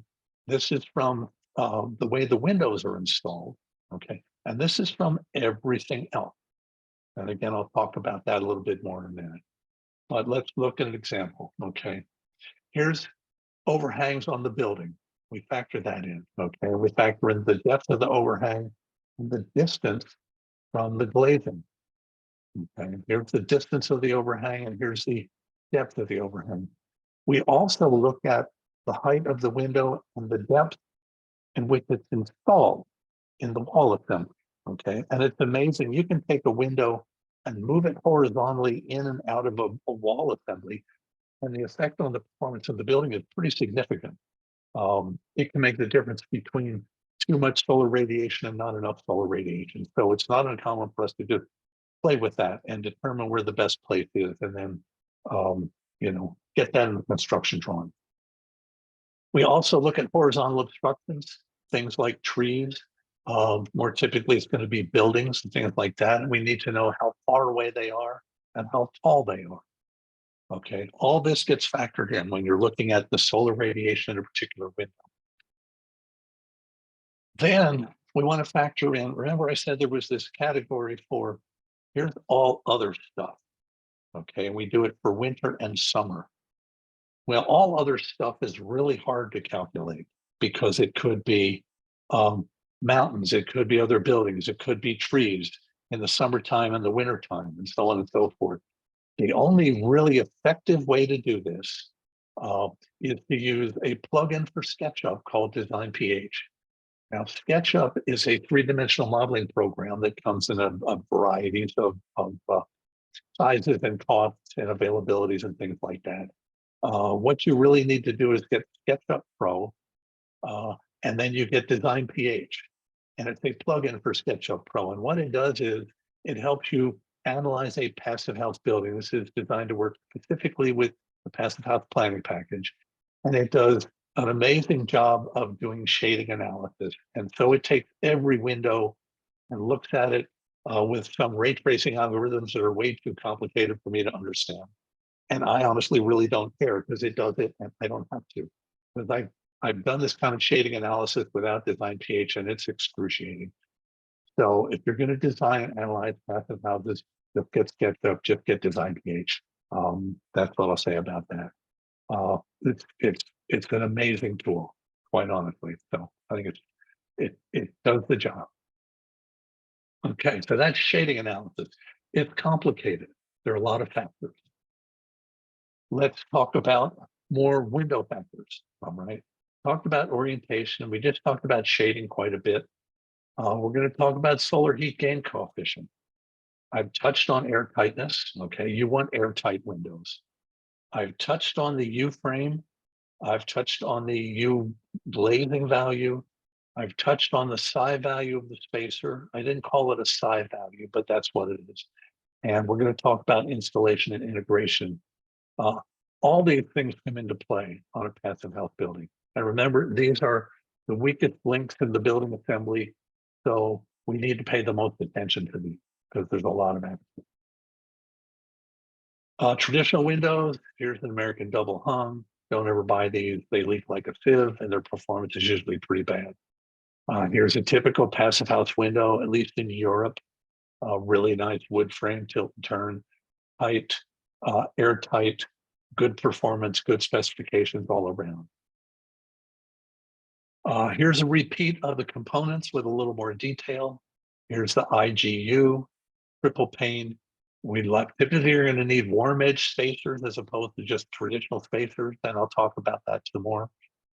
Thermally broken frame. In this case, you can see there's two pieces of wood here, or this might be a composite, I can't tell. It looks like painted wood, but there's a little thermal break here between the inside and the outside. It's very, very small, but this can make a huge difference. Just an eighth of an inch of insulation or a quarter inch of insulation can make a huge difference. And then here, this is the bottom jamb. It's got two gaskets, one in the center and one on the outside. And then out here, we've got the frame on the outside, and the frame actually goes all the way down to the bottom of the picture here. But here we're showing insulation on the outside. So what we're actually doing is we take the frame as it normally is, and then we add insulation to it. You can do this on the outside or the inside. And we'll look at some more detailed examples of how this can be done. Here's our key components when we're looking at window component performance. We're looking at the U value, okay? And this is the conductivity, the rate of heat transfer or energy transfer, okay? It's the thermal transmittance. Lower is better. And we talk about the U value of the glass, the U value of the frame, the U value of the window as it's installed. So there's several different U values we look at. The second big one is the solar heat gain coefficient. And this is the amount of solar radiation that can come through a piece of glazing and get inside the building. And this is basically a percentage. It's a unitless number between 0 and 1. 1 means that 100% of the solar radiation can get inside the building. 0 means none of it does. Typical values for glazing units for IGUs range between about a 0.2 to a 0.7. Depends on the glass. So it's oftentimes we will pick the glass specifically to get the right solar heat gain coefficient. And the right solar heat gain coefficient depends on the building design and the orientation and the size of the windows and a lot of other factors. Okay. Visible transmission is the amount of visible light that gets through the window. That's different than the solar heat gain. The solar heat gain is a different part of the light spectrum than the visible transmittance is, excuse me. So they're related, but they're not the same. Okay, and then air leakage is important. Lower is definitely better. Now our note says here it's not measured in passive house certification, but may be calculated NFRC testing. NFRC testing, which we use in North America, does have an option for testing air tightness, but most window manufacturers don't do that because they don't have to, and they don't care. What happens is with passive house windows, it's not measured, but generally the hardware and the gasketing and so on and so forth is so good that the air leakage is going to be just fine. And then what happens actually is when you test a passive house, once it's built, a passive house building, the air leakage of the windows is factored into that testing. So if your windows leak badly, you're going to find that out when you test it. So you actually test it, not the certification folks. And it's a little bit late. It'd be nice to have that information sooner rather than later, but that's the way it works. Here's the solar heat gain versus visual transmittance. They are different, and I'm not going to delve into the details here.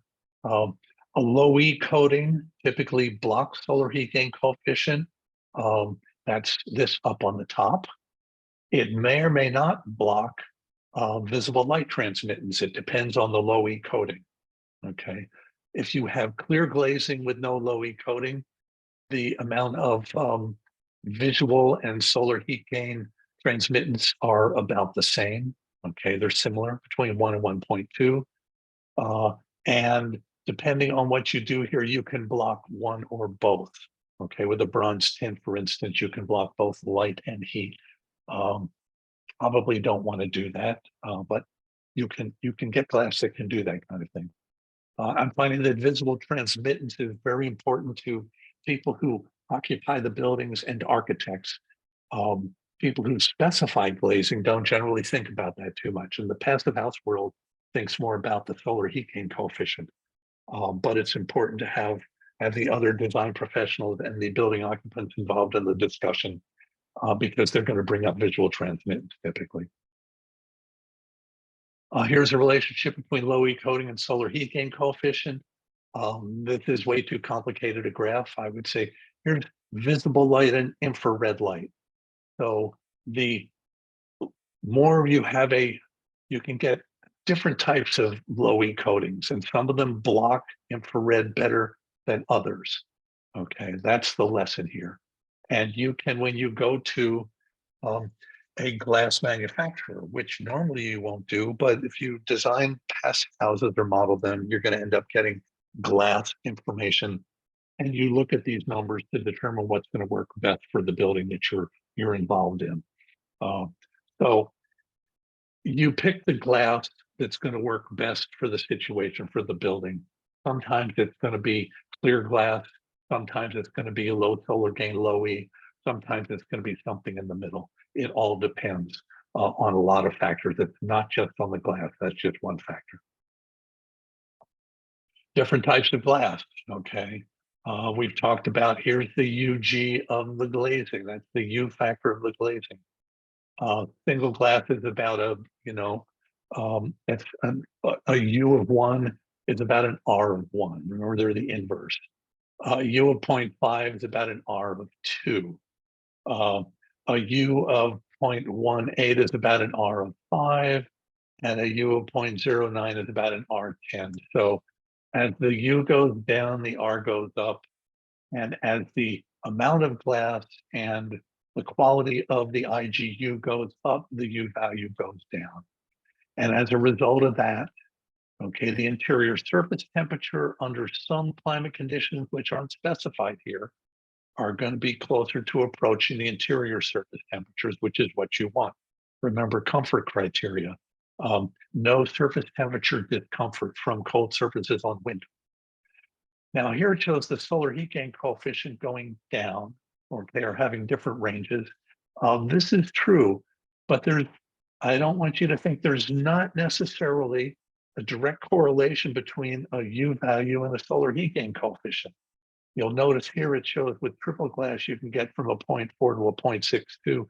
Well, in fact, you can get lower than 0.4. And here you can get 0.2 and 0.7. So these are just a suggestion. These are not hard and fast numbers to rely on. The point is that you need to pay attention to the UG of the glass. You want better, always better. The better you can afford, it works for the project. And you want to tune the solar heat gain coefficient so that it matches the project requirements. And you want to make sure that you have the surface temperature met with your FRSI characteristics too. So lots of things to think about. Here's a similar kind of thing. Here's U value and R value. This is the whole window. This is not just the glass now. And this includes the frame and everything else. And here's a double frame. Here's a Pella double frame sliding. And this actually looks like a triple pane. I can't tell what's going on here, but I think it's a double pane. But the frames, I think this frame cross section should be flipped so that the glass panes align. I see 3 panes of glass, but they're not aligned. But they're aligned poorly, so it's not a sliding door. I'm not sure what's going on there. I think that picture's not quite right. Anyway, it's a triple pane. Here's a triple pane passive house window. Okay, so you can see the U value goes down, the R value goes up. We've already discussed that. So they're directly inverse of each other. Detailing matters. Here we go back to the certification criteria. Okay, same window in all 3 cases. In one case, here's an EIFS installation, which we don't really have here. This would be kind of like maybe a stucco wall. There's a certain equivalent, but they're not the same really. Insulated formwork block. Okay, this is going to be like an ICF, although in this case it's concrete in the middle and insulation on the outside, I believe. I can't tell because the materials aren't called out here. And then here's kind of stick framing with an I-joist under the window. That's one way to get some extra insulation there. It's a clever way to insulate the window frame. But you can see in all cases, we've got, okay, these are the SciInstall. This is the thermal transfer through the different jambs. Okay, so the top, the side, which isn't shown here because this is a section, and the bottom. And we want these side values, the thermal transmittance through where the window meets the wall, to be as low as possible. In these cases, they're all low and they all meet the criteria. And then there's the overall window installed value. We have criteria for that threshold too. Now, these are all in metrics, so we can't really relate that to BTUs and R values and U values directly. But actually here in my note, I've got something that says an 0.82 installed value is about an R7. So this certified window as installed is about an R7. And that's a U factor of about 0.14, which is just the inverse. Okay, so good window, good installation. You need to have both. Yeah. The other thing you want is you want thermal bridge free installation. Now the thermal bridge, that's what this guy is right here. The SciInstall is the thermal bridge where the top side and bottom meet the wall. You want to have that as low as possible. Now, thermal bridge free generally is not going to happen, but if you get it below 0.006 BTUs per linear foot per degree Fahrenheit, there's another factor in there, per hour, I believe it is, then it's considered thermal bridge free. Now, there are a couple of ways to do that. One is to use high density foam under the edge of the window as just a separator, and then you separate it from the wall assembly, and then you can fill all the rest of this with, it's a high density foam to support the weight of the window, but then you can fill the rest of the cavity with lower density foam to totally insulate where the window meets the wall frame or the framing. It doesn't actually meet it. It's separated by it. This looks like maybe a good 2 inches of insulation. Another way to do it is to over insulate. You install the window and then you over insulate on the frame. And we had a picture of this earlier, and we'll see this example again a few times. Here's the bottom of the window frame. It's covered with insulation. What this does is it takes this big window frame, which is highly conductive compared to the wall, and covers it up so that the window frame size gets basically cut in half. Now, in the side jambs, it doesn't get cut in half, but it gets cut down by, I don't know, maybe 50%. Well, I guess that's half. So you basically reduce the conductivity of the window frame by over insulating it. That's a very common technique. And when you do that, you reduce the size of the thermal bridges. In fact, you can make those thermal bridges disappear with the proper detailing. And Here's another, yes. we had a couple of questions in the chat. I didn't know if you wanted to take the time to answer those now or hold on them. Yes, yeah, I'm happy to do it. Thanks for calling it to my attention. I was kind of off in my presentation world there. Yeah, wasn't Okay. looking at the chat. Yeah. Okay, let's see. Balance to thrive to everyone. Vinyl windows seem to be pulling in gradually, focusing reflectively with such intention that it causes browning on vegetation in very hot spots. Any suggestion? Yeah, don't buy vinyl window. They move a lot with heat and cold, and they have a tendency to, however you air seal them or insulate them or anything, they have a tendency to get destroyed pretty quickly. The UPVC windows, on the other hand, are more stable. They don't react to ultraviolet light nearly as much, so they are a better choice. But they are a PVC compound, so they're relatively inexpensive to manufacture compared to other choices. So, the quick and easy answer is don't buy them. Okay. For an installation in a wall with 2 inches exterior foam, where in the wall do you install the window? I'm going to get to that one, Rebecca. So if you just hold off, I have a discussion on that. The answer is, like so many things in the passive house world, which I know some of the folks on this call are going to recognize it depends. There's a recommendation, but it's not a hard and fast recommendation. Okay. Hopefully that answered both your questions. If not, please put something else in the chat and I'll try and pay closer attention. Okay, back to integration. This is just 2 more examples of how you might want to install window frame. Okay, in the case on the left, it's got the foam over insulating the frame on the inside. That's similar to the picture on the previous slide, the actual photo. This just shows how you finish it. What you also need to worry about, though, is if your air barrier is on the inside, because passive houses are airtight, then you have to integrate that into the window frame. So this shows when you put your insulation in there, then your air barrier has to come up and wrap over that and hit the window frame, because your window frame is part of your air barrier and you have to tie that into your membrane or your tape or whatever it is. Okay. So you have to have a continuous air barrier there.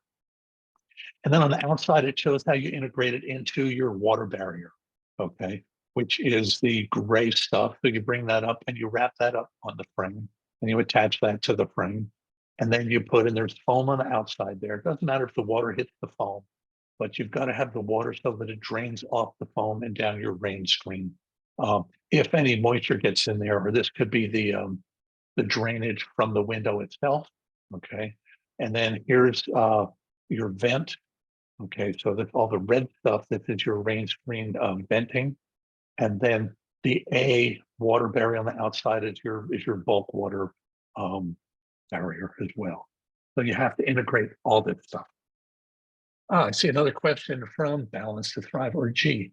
What exterior window shading strategies can be installed without requiring a building permit while also collecting solar energy with PVs? Whoa, that's a loaded question. I can't answer the permitting question. That's something for your building officials. I mean, in theory, technically any change to a building other than, cosmetic stuff requires a building permit. Um, so that's one question or one answer where I'm kind of dodging the question. Because I'd say it depends on the jurisdiction really, and how thorough they are about looking at buildings by just driving around the neighborhood. Okay. I would say talk to the building department if you have any questions about that. Collecting solar energy with PVs. Well, uh, you can use PVs as shading devices while also collecting solar energy and using them as a shading strategy. I have rarely seen that done on a residential building, but it can be done. You could put it on a pergola, for instance, over a patio or a deck or something like that. Uh, you could do that. You could put it over, say, I've seen it on vertical facade installation on residential buildings. Not too many because that's tricky, but I've seen that done too. What's going to happen there, though, is if you're installing PV, that's definitely going to trigger a permitting requirement. So if you're looking at doing those two things combined, you're definitely going to need a permit. If you're just looking at shading, it depends. Okay, hopefully that answers your question, Chief. All right, I think we covered PV window integration. Let's go on to, okay, here's more integration. Oh, thanks. Sounds like they need to drain away from the building and not be attached. Pergola with its own structure, PVs with their own battery off grid. Thanks. I meant to save questions for after. They definitely need to drain away from the building. They could be attached, but you've got to be dealing with your air barrier and water barrier issues. So yeah, drainage is going to be important. So the pergola structure is probably the easiest thing to do and have it not directly and fully attached to the building. I think that could be done without a whole lot of anxiety. Yeah. Here's just another example of integration with the building. In this case, we're on the inside facing us. On the outside, you can see here's your water barrier coming up with this exoseal and it's attached to the window on the outside.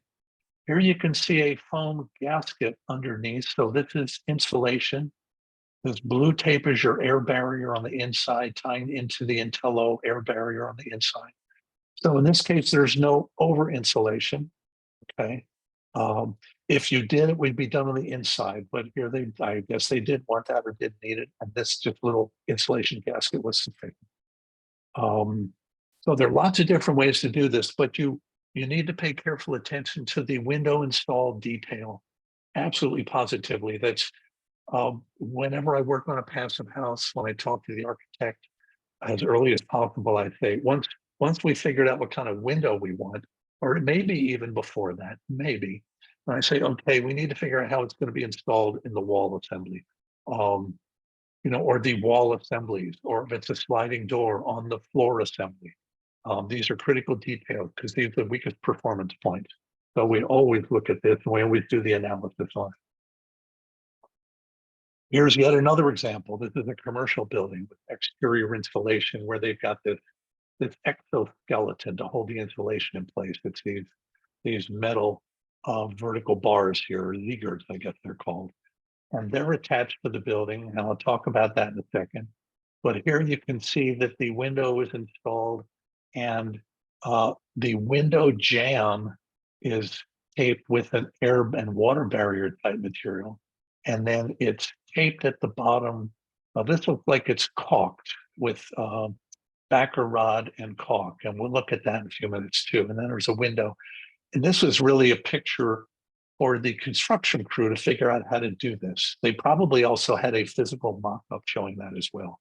This just shows how the whole thing goes together. And notice here in this detail, it also shows how a slab is integrated into this. And this is probably at least 4 inches, maybe 6 inches of exterior insulation. Here's a close-up of how that works. This is the air barrier and water barrier on the window jamb. Okay, and it's just goo. And it ties into the goo on the outside. So the yellow and black stuff are the air barrier and the water barrier.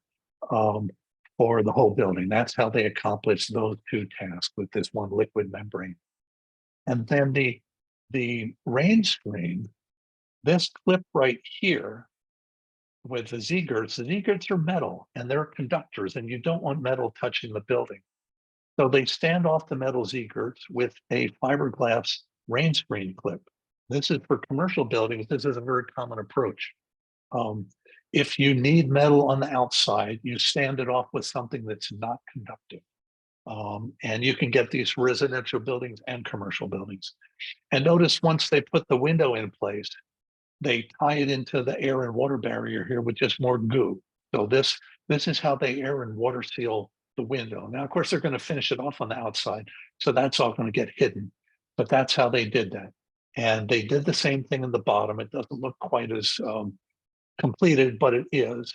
But they needed, a space here for the weep screeds on the windows, so that if moisture or moisture did get in there, they could leak out and get out and drip down the side. So you have to think about all this stuff. Let's look at a case study. Window installation. This is how it happens in the real world. I believe this building is in New Hampshire, somewhere in the Northeast. There are air barriers on the outside. It's basically plywood with tape seam.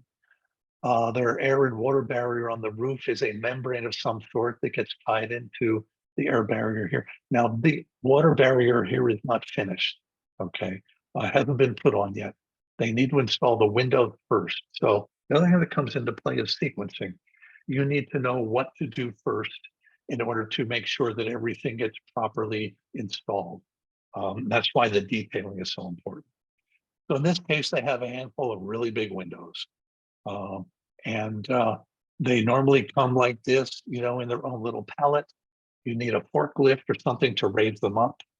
OSHA doesn't approve of riding on the forklift, but there was no OSHA inspector there, so this happens sometimes, occasionally on a construction site. You need to hold the window in place. In this case, I think that's what that guy's doing. And then you get the window over to the opening, assuming that the opening is ready to receive the window. Now, on this case, this rough opening consists of, there's an interior air barrier, that's the white stuff. And there's some tape that goes on the bottom, okay? And I'm not quite sure how they all tie together, but you get it all ready so that once you put the window in place, you can get it all properly detailed. Now, oftentimes what they'll do is, first of all, for these big windows, they'll take the glazing out of the frame and they'll install the frame first because it's much lighter that way. And then they'll put the glazing into the frame. Now that depends on the type of window and the type of frame and the manufacturer, whether you can do that or not. So every window is different. But in this case, they're able to do that, and they're using something called a zero reveal taping, which I'll talk about a little bit more a few slides down the road here. Okay, so they're just prepping. So they prepared the rough opening. Now they're preparing the window frame. They put it in place. In this case, they're showing you lifting the two together just to indicate how heavy they are. But if you look on the right-hand side, you can see that the bottom window and frame are installed and detailed, but in the top, they've only installed the frame so far.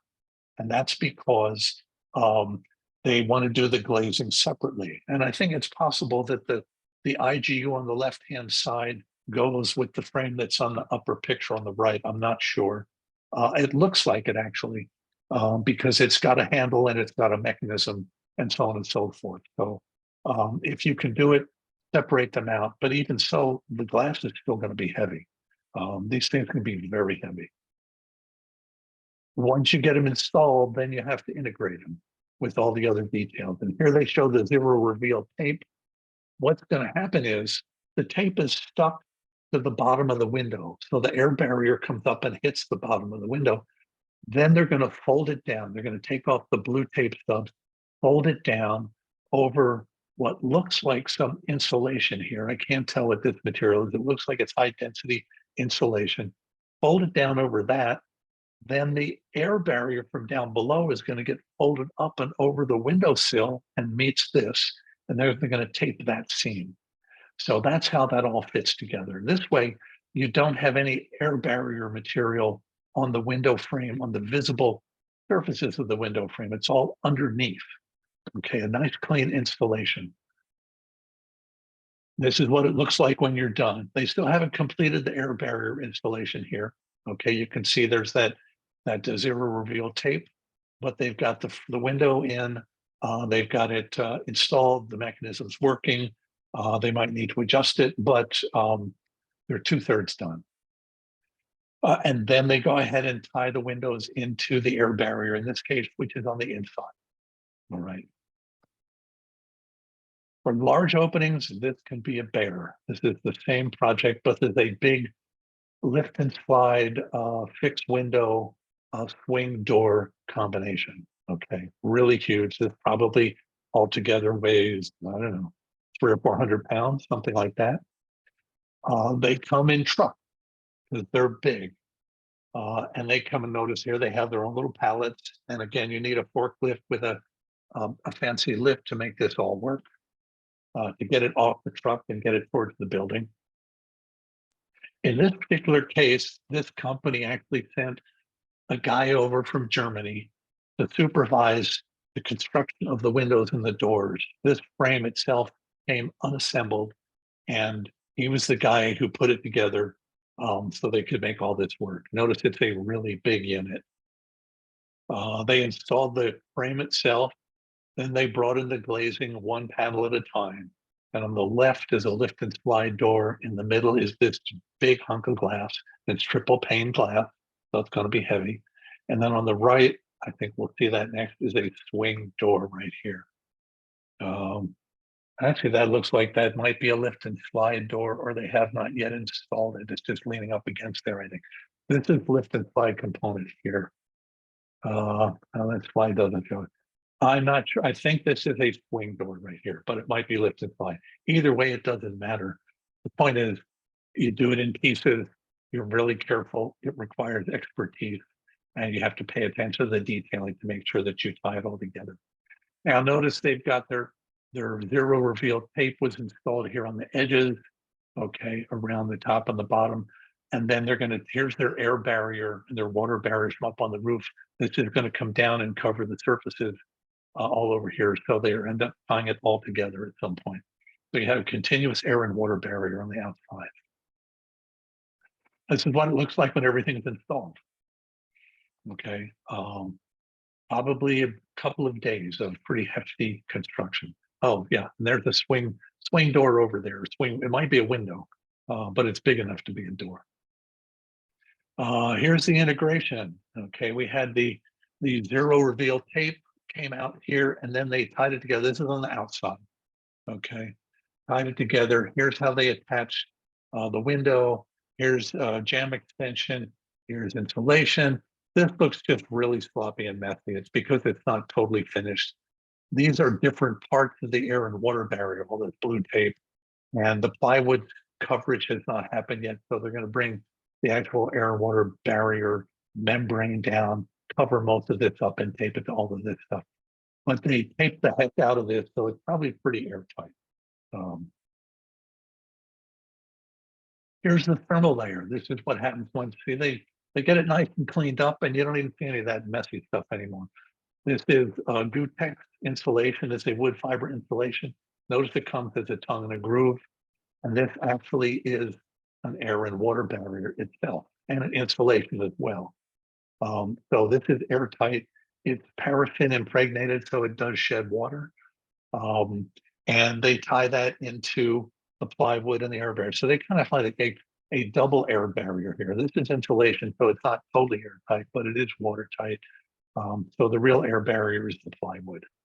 But this also supplies a certain amount of air barrier or infiltration protection as well. And that's once they get it all on there. Okay, and notice they've got furring strips here. These are non-conductive furring strips, and then the finishes are going to get attached to that. This is some kind of plastic material. I think it's done by Ventcore or something like that. And then they install the finish on top of that.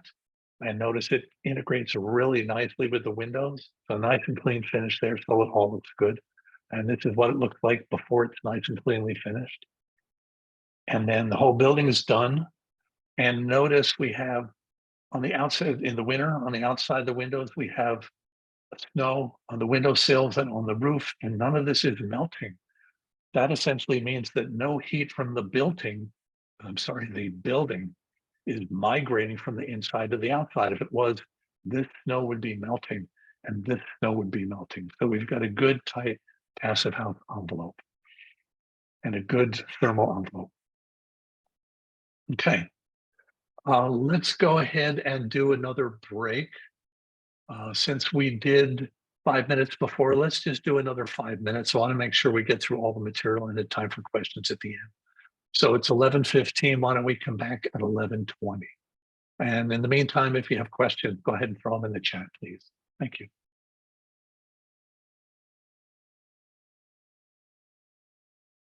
Okay, we're back. Thanks for sticking in there. Now we're going to get to the nerdy portion of today's program. Calculating passive house windows. For those of you that are thinking about taking the Certified Passive House Designer Consultant exam in September, this might be a nice little review for you. So we'll see. And for those of you that aren't, you might find this a little bit too nerdy, but hang in there. It doesn't last too long. Oops, I have to go the right direction now. Okay. We're going to talk about window energy balance calculation. And this is really where the rubber hits the road when we talk about how windows perform in a passive house building. We look at the heat loss versus the heat gain.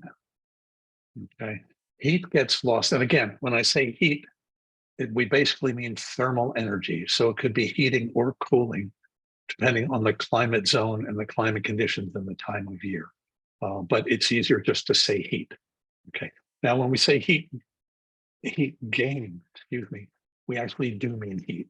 But heat loss is thermal energy transfer. Heat gain is solar radiation gain into the building. So in windows, we lose heat through the glass and the frame and the spacer and the installation thermal bridges. And there's a spacer thermal bridge. So pretty much everywhere. Okay, we also lose it through the glass, but we also gain heat through the glass, depending on the glass specifications and characteristics. Okay, so what we try to achieve, the ultimate goal here is to gain more heat through the glass, gain as much heat through the glass as we need to in order to heat the building, to possibly eliminate the need for any heating system of any kind, which is possible, but not lose so much heat through the rest of the window components that we lose more heat than we gain. Because if you do that, you're really not solving the problem, which is to minimize the amount of heat that you need to heat the size of the mechanical system you need to heat the building and keep things comfortable on the inside. So this is called the energy balance analysis. Okay, now let's look at a south-facing window. We've already looked at these basic specifications. So say we've got a single, double low E and a triple low E window, and there's some of the specifications on it, okay? Different U values. The U values go down as the window gets better. The interior surface temperature goes up as the window gets better. And this is what we're trying to achieve, okay? We want better surface temperatures on the inside, however we get there, okay? So if we first look at the single pane window, and this is a hypothetical south-facing window. And what we're measuring is the thousands of BTUs per year that are lost or gained through that window. So with a single pane window, in this situation, we're going to lose about 300,000 kBTUs per year. That's a lot of kBTUs. That's like 3 million BTUs. Okay. And through that same window, we're only going to gain about 225,000. So we're losing more than we're gaining, not what we're trying to achieve. And so we've got a loss of the difference between those two, which is what 175,000 kBTU per year. Okay, that's a lot. If we look at the double window, much better performance. Okay, the loss is only about 125,000 kBTUs, but still the gain is only about half that. Okay, so we're still losing more than we're gaining. Okay, to the tune of let's say 75,000 BTUs. If we look at a double low E, we get a much smaller loss. Again, it's a better window. And the gain is almost the same, but we've still got a little bit of a loss. So this does not, again, does not solve the problem. Now on this one with the low E, the gain and the loss balance there really depends on what the low E value is, the solar heat gain coefficient, not the U value. So you could achieve what we want to achieve with a double low E window. It depends. Okay. So, but carrying our hypothetical example to its conclusion, on a triple low E window, we lose very, very little. And it's like a 1/10 of what we lose with the single pane. And we gain equally as much as we lose. Well, in fact, we actually gain a little bit more. So in this case, we actually are achieving what we want to achieve. We're getting more solar gain and more heat inside than we're losing through the window frame. So this extra gain that's shown on the bottom goes towards contributing towards heating the inside of the building. Okay, this is what we want to do. This is what a passive house does. And in fact, the other thing you notice is that, like I said, the gain we get through that window, or the loss we get through that window is like 1/10 of what we get through the single pane window. So there's this order of magnitude difference between the performance of the single pane window versus the triple pane window. So when we calculate the energy balance, we have 4 steps to it. Okay, well, 3 steps. We calculate the transmission losses. Okay, and that's all of the red arrows coming out of the window on that first slide. That includes the thermal bridges and the window install value and the psi and the spacer install value, the psi spacer. Remember, psi, the pitchfork is a thermal bridge calculation. So we have a psi spacer and a psi install. Calculation transmission losses include the window and the frame. Okay, so that's all the losses. 1 and 2 are all the losses. Then we calculate the gains, and that includes the shading reduction. Okay, and we subtract those, or we compare the gains and the losses. From that, we get a window energy balance. And what we want is we want to have more gains than losses overall from all these components. This is the passive house approach to looking at a building. Independent of climate zone. Not really, because the gains and the losses depend on the climate zone, partly based on the temperature differences from inside to outside, and the solar gains, the solar radiation differs with climate zone too. So some things are independent of climate and some things are not. But by and large, if you do this calculation in one climate zone, it's going to be different than if you do it in another climate zone. Hopefully that answers your question, Mark. Let's look at an example. Okay. Here's where we drill down. Here's the losses by component, the glass, and that's dependent on the UG. Remember, that's the U value of the glass. So U is the U factor, lower is better. U frame is the U value of the frame. That's the conductivity of the frame, lower is better. The glass edge, that's the psi value of the spacer. That's these little arrows here, okay. And then the psi value of the installation, that's the thermal transfer where the window meets the wall. In this case, it's a wall. This could also be a roof or whatever, okay, or a slab or so on and so forth. Notice that the psi values have curved arrows, okay, and the U values have straight arrows. So a lot goes on in this situation. We just need to understand all of it and calculate all of it. So first, let's look at the window U value calculation. It has these components. it's got the glazing, and it's got the frame, and it's got the perimeter of the frame and of the glazing. So that's all of these items right here, 1 through 4. And we calculate this way. So this is the U value of the window. That's the overall U value of this whole thing. Okay. We take the area of the glazing multiplied by the U value of the glazing, plus the area of the frame multiplied by the U value of the frame, plus the length of the glazing spacer. Okay, that's this guy here. Times the psi value. You notice for the U values, we use the area.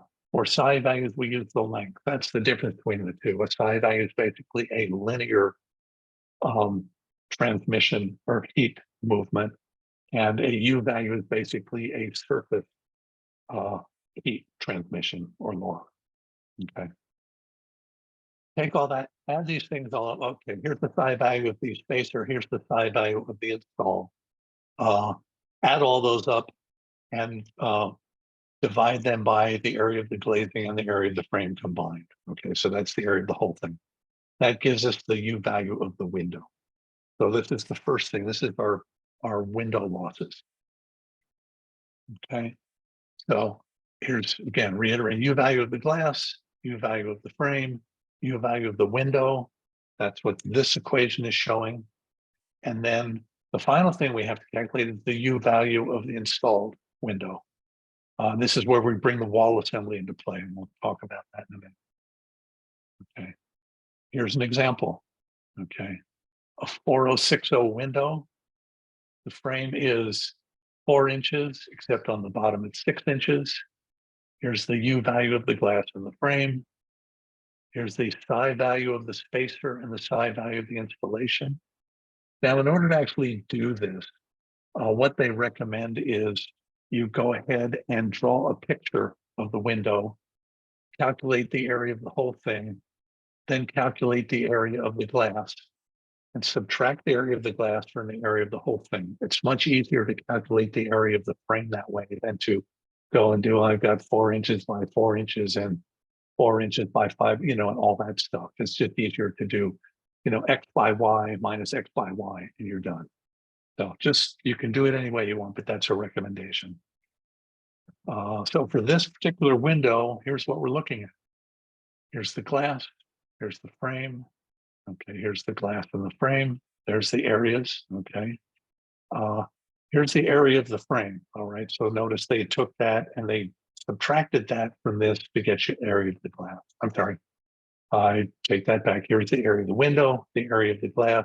You subtract this from this, you get the area of the frame.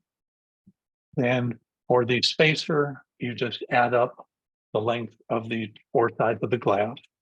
Okay, and for the length of the install, you add up the 4 sides of the window on the outside. So here, all the components you have. Then you divide it by the area of the window, which is this guy. Okay. This is what it looks like when you're all done. Okay, same numbers. All right. And notice we just substituted in here.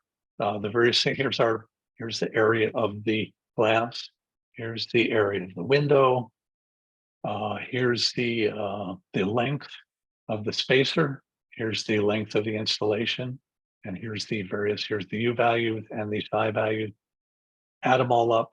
Now, you could have parentheses around these different bunches if you are concerned about arithmetic overriding, when you're doing combining addition and multiplication. But this works just fine. Divided by the area of the window, and you get this window installed loses 0.139 BTUs per hour foot squared per degree Fahrenheit. Okay. And to go back to your question, Mark, this is where this comes into play. The degree Fahrenheit varies by climate zone. Okay. So that's our U value installed. Let's have a little digression, talk about thermal bridges. Here's our spacer. Remember, we have a psi value for the spacer. And here's our installation. We have a psi value for the installation. Now, these have to be calculated independently. These are not done as part of the passive house modeling. Somebody who specializes in doing this with certain pieces of software. The two most common ones, one is called Therm, THERM, and the other one is called Flixo, FLIXO. And they're designed specifically to calculate psi values, among other things. So somehow or other, we have to get a psi value for the spacer. Sometimes we can get that from the spacer manufacturer. Sometimes we can get it from the window manufacturer. Sometimes it has to be calculated. So that one, sometimes you can get that from third parties. The installation, however, is unique to every passive house project because the window and the way it's installed in the wall assembly is going to vary from project to project. So typically, at the very least, someone is going to have to calculate the thermal bridges for the psi value for the installation. Okay, it's almost impossible to avoid them. There are exceptions to that, but they're pretty rare. Okay, so we get those. Now let's talk about the spacers. There are different types of spacers. Okay, but typically on a spacer, it's going to be the weakest point, and it's going to be right where the spacer hits the frame. Okay, notice it's pointing here. And the analysis shows you that when you do this, the coloring is kind of one indication, the vertical lines here another indication. I'm not going to get into that. But what it looks for, and this is, we look for the interior temperature. Okay. And depending on the type of spacer, the better the spacer, the higher the interior temperature here. And that's an indication of a higher R value and less thermal transmission at that particular point. And out of all of that, you can get a temperature, but what we really want is the psi value right there. Okay, and so we calculate that. That's the number we need in order to do the windows. Gee, at Balance to Thrive, how can we verify, validate, install U value after installation? What you do is the installed U value after installation. Well, what has to happen is you have to have a construction detail that shows how the window is going to be installed. Okay, it has to be very detailed. And I believe we have some pictures of that. And then the window has to be installed according to that detail. And that detail is going to show the type of window, where it is in the wall, the amount of insulation that's on the inside or the outside, all of those things. And that has to match. Let me go back to this. That construction detail is supposed to match what's modeled here. Okay, so you get a number from this. All right. From that number, you get this number. Okay. And then this matches the construction detail, which matches how it's actually installed. And then there should be some documentation, some photographs of the actual construction that shows that the window was installed the way it's shown in this model and the way it's shown in the construction detail. So they should all agree with each other. U value computation to construction detail to installation of photographs. Okay. And so if they're all in agreement, then you're good to go. You calculated a U value, an installed U value, you documented it, and it was done on site that way. Okay. Hopefully that answers your question. Compliance by design, but not possible to measure actual thermal conductivity, or can it be done with infrared camera and thermistors? Compliance by design and construction, not just design. You can measure temperatures with an infrared camera, but that's no indication of the U value installed. It gives you an idea of an indication as to whether it was installed or not, and it will give you temperatures. But those temperatures aren't necessarily going to match the calculation that was done. Thermistors, I don't know. I don't know anybody who uses thermistors. So I suppose it would be possible to actually do that in the field. But that's sort of like a weird science experiment that's beyond the ability of most of us. So I've never heard of anybody doing that, but I guess it's possible. Um, you could conceivably do that in a controlled hot box kind of situation where you could control the interior and exterior temperatures like a laboratory setting, but you still have to make sure that what's done in the field matches the design and the intent. So that's the best you can do. The Passive House Institute says if you did the installation according to the UW installed calculation, and you've got documentation to prove it, that's good enough. You're close enough. Okay, back to spacers.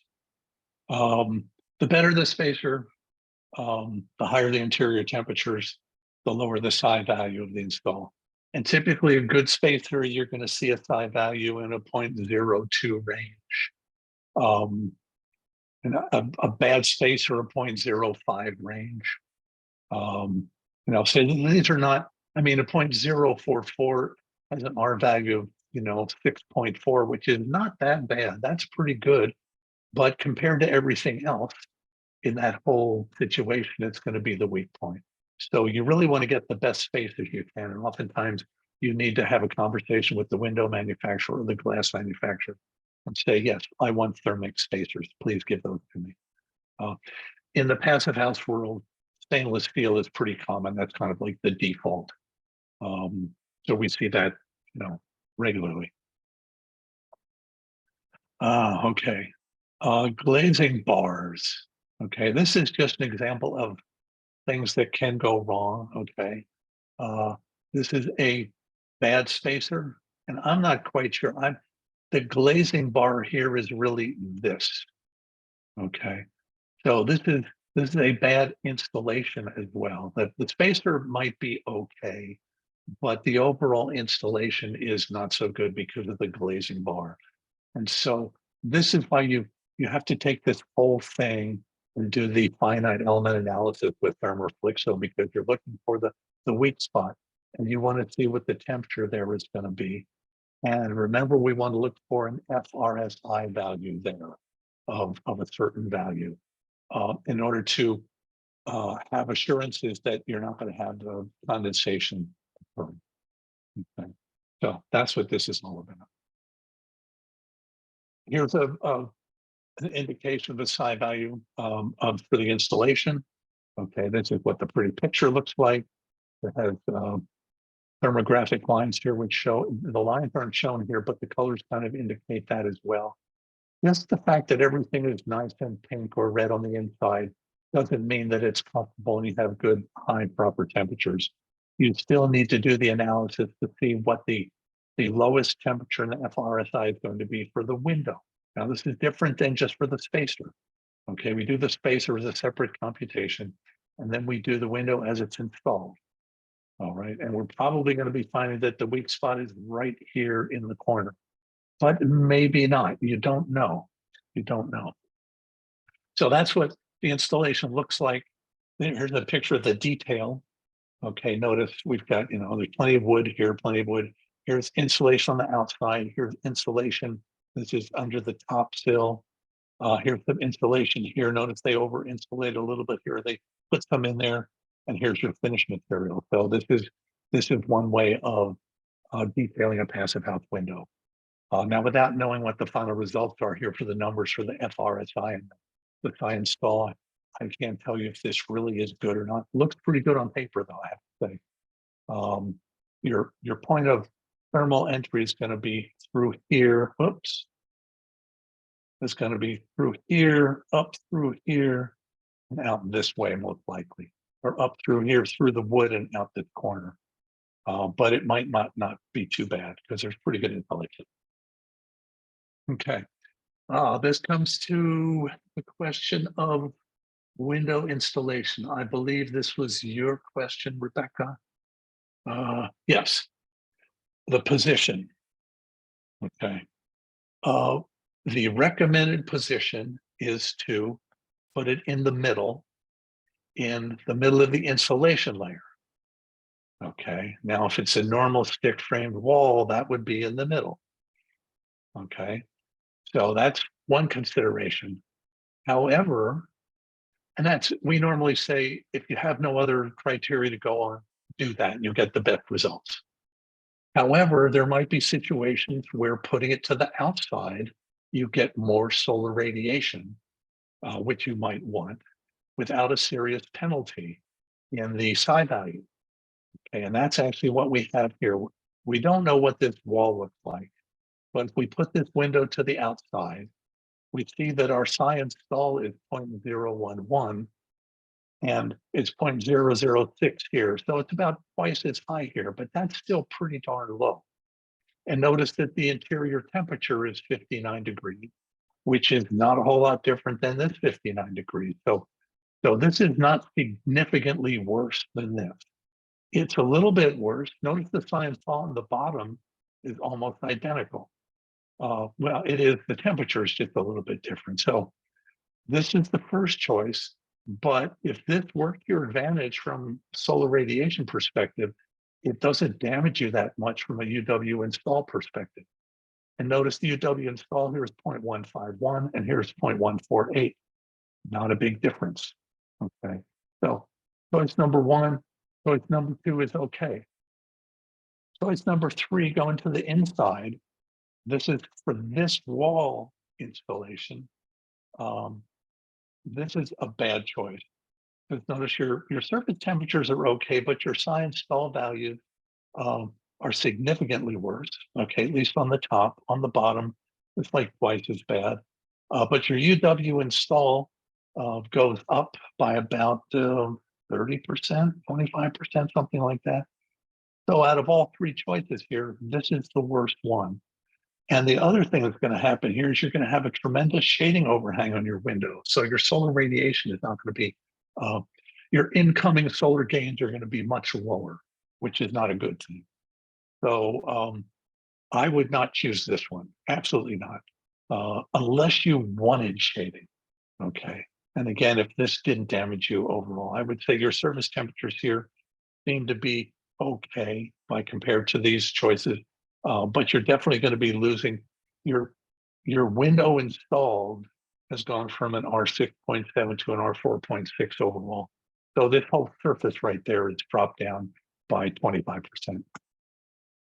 Okay.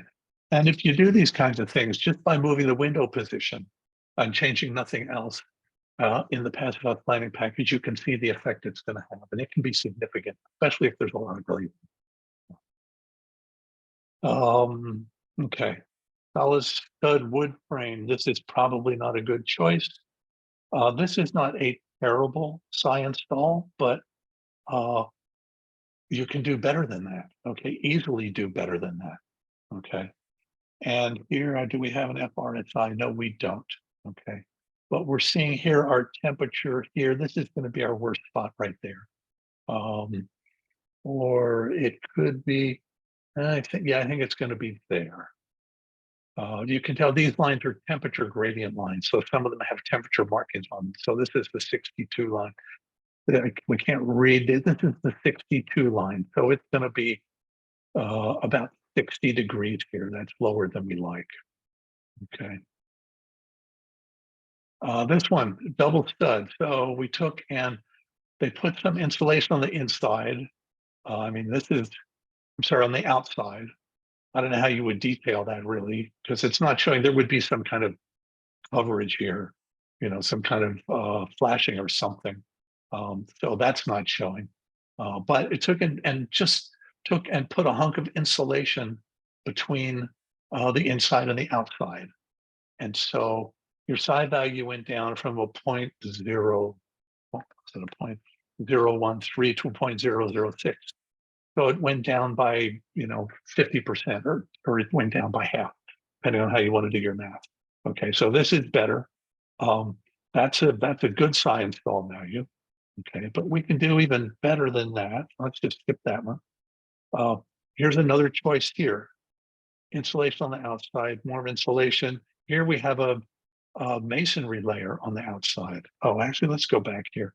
Here's masonry. So this is the window on top of the masonry, even though there's exterior insulation. This is a terrible psi install value. you would never want to do this.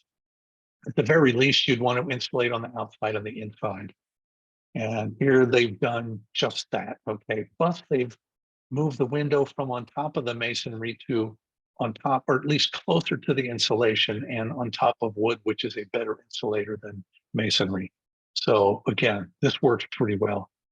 Again, this detail would have to be dealt with, but over insulating on the interior, that's pretty straightforward. You know. So we look at all these kinds of things. Okay. So that's the losses. Then we look at the gains. And the gains are a lot of factors that come into play on the gains. It's basically the question is, how much solar radiation can we get into the building? And can we get enough, but not too much, essentially? A lot of things come into play. The season comes into play. The climate zone comes into play because the climate zone affects the amount of solar radiation that's in that location. We look at the winter energy balance and the summer energy balance. In winter, we want to look for heating. What are we doing to our heating requirement? In summer, we want to look at cooling and what's it doing to our cooling requirement, okay? We calculate both in the passive house planning package. Now notice here's a visual way of thinking about this. You've got windows on all four sides of this building, okay? A north is to the back. And we've got some shading. We've got shading on the east and the south. And we've got different windows, some shaded, some unshaded. So in the winter, the sun angle is going to be lower, so we get less radiation hitting the building. But here we're getting radiation hit all the south-facing windows. Okay, nothing anywhere else. And then in the summer, we've got shading over these windows. So the windows in the center here don't get any sun, but the ones that are unshaded definitely get more sun. Okay, so this may or may not be a good situation. This might promote overheating in the summer, but this might promote the proper amount of heating radiation available during the winter. Okay, so this is the analysis we do. If we want to look at individual shading components, we can do this. Now, this is again done outside of the normal passive house design and planning process. This was done by Build Type. They do lots of interesting third-party analyses of all kinds of stuff. For this particular situation, they were looking at one overhang over one window, and they wanted to see the difference between the cooling demand and the heating demand, depending on the size of the overhang. Okay, a really simple thing. Now you can do this in other ways, but it's a little more awkward. This is a really nice visualization, just showing you for this thing what's going to happen there. And so they found that, you know, as the shading obstruction got larger in feet along this axis, okay, the heating demand went up because there was less solar gain, okay, less solar radiation coming into the building. But the cooling demand went down, okay, because you're blocking sun in the summertime. And they found that the sweet spot to really balance the two was right here, okay, at 3 feet. So that's what they chose to do, or that's what they recommended to the architect and the builder, that they do a 3-foot overhang here. Now, this can be laborious doing this for all the windows in a building. So it's, unless you've got software set up to do this, which Build Type probably does, you know, you can do this in a little more rudimentary fashion with the passive house planning package. And it's not too hard, because it's just a big Excel spreadsheet, and you change the size of the overhang and you see what happens to the heating and cooling demand. Now, if you do that at 1 feet and 2 feet and 3 feet, you kind of would get, you know, plotted points on this graph. So you can do it more seat of the pants than automated, but it can be done. Okay. So let's talk about actually calculating the solar heat gains. Here are the things we look at. We look at the shading factor. We look at the solar heat gain coefficient of the glass. Okay. We look at the area of the window. That's the whole window, not just the glass. And then we look at the global radiation for that location. And that's climate zone dependent. Okay. Now the reduction factor is basically a percentage, and it includes a bunch of stuff. It includes a shading factor. a dirt factor, a non-perpendicular radiation factor, and a glazing factor. All right, and we'll touch on these. I think all you need to know is that most of this stuff is calculated automatically in the Passive House Planning Package. But if you're studying for the exam, you need to know about these things. Okay. The reduction factor is basically a percentage. It's a percentage of how much solar radiation on that window hitting that surface is available. Okay.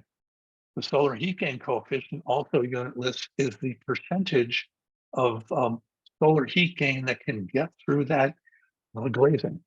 Okay, that's the amount of radiation available to hit that surface to go inside. The gross window of the area is how much window area is actually being hit by the solar radiation. So that's an indication of how much can get inside. And then the global radiation is an indicator of how much radiation is coming from the sun, unshaded at that particular location. She asks, the link for a Passive House planning document mentioned, please. If you just type, if you Google PHPP, not Googler, but Google PHPP, and that should get it for you. Okay. It's the only thing with that acronym on the internet, as far as I know. I'm not sure. Google's going to prove me wrong, like right out of the chute. But yes, and it's a giant spreadsheet. You can get it. It's done by the Passive House Institute in Germany, but there are U.S. distributors. It costs about, I think, $325, something like that, and it's essentially open source because it's a big spreadsheet. It's not highly copy protected, this is what we use if you want to certify. When we design and model a Passive House building, this is the tool we use. It's the tool we're required to be used, and it's the best tool for the purpose. Okay. Not user-friendly, need a lot of training. It's really intimidating at first. That's true. Absolutely. And if you don't use Excel very much, it's even more intimidating. But there is training you can get for it. And once you get comfortable with it, and you start doing Passive House analysis, you'll find, especially if you do it with SketchUp and Design PH, you'll find that it's really, you can do a lot of things pretty quickly and do a lot of analysis pretty quickly once you know what's important, what's not important. But just like any software, it does take some training. You have to take some practice and take some time and some focus. Yes. So you have to be motivated to dig into it and go for it. Yeah. But it's pretty amazing once you do. Okay. So anyway, calculating solar heat gains. These are all the factors. Let me see what we got. Okay, so here are the reduction factors. Passive House Planning Package assumes 5% for dirt.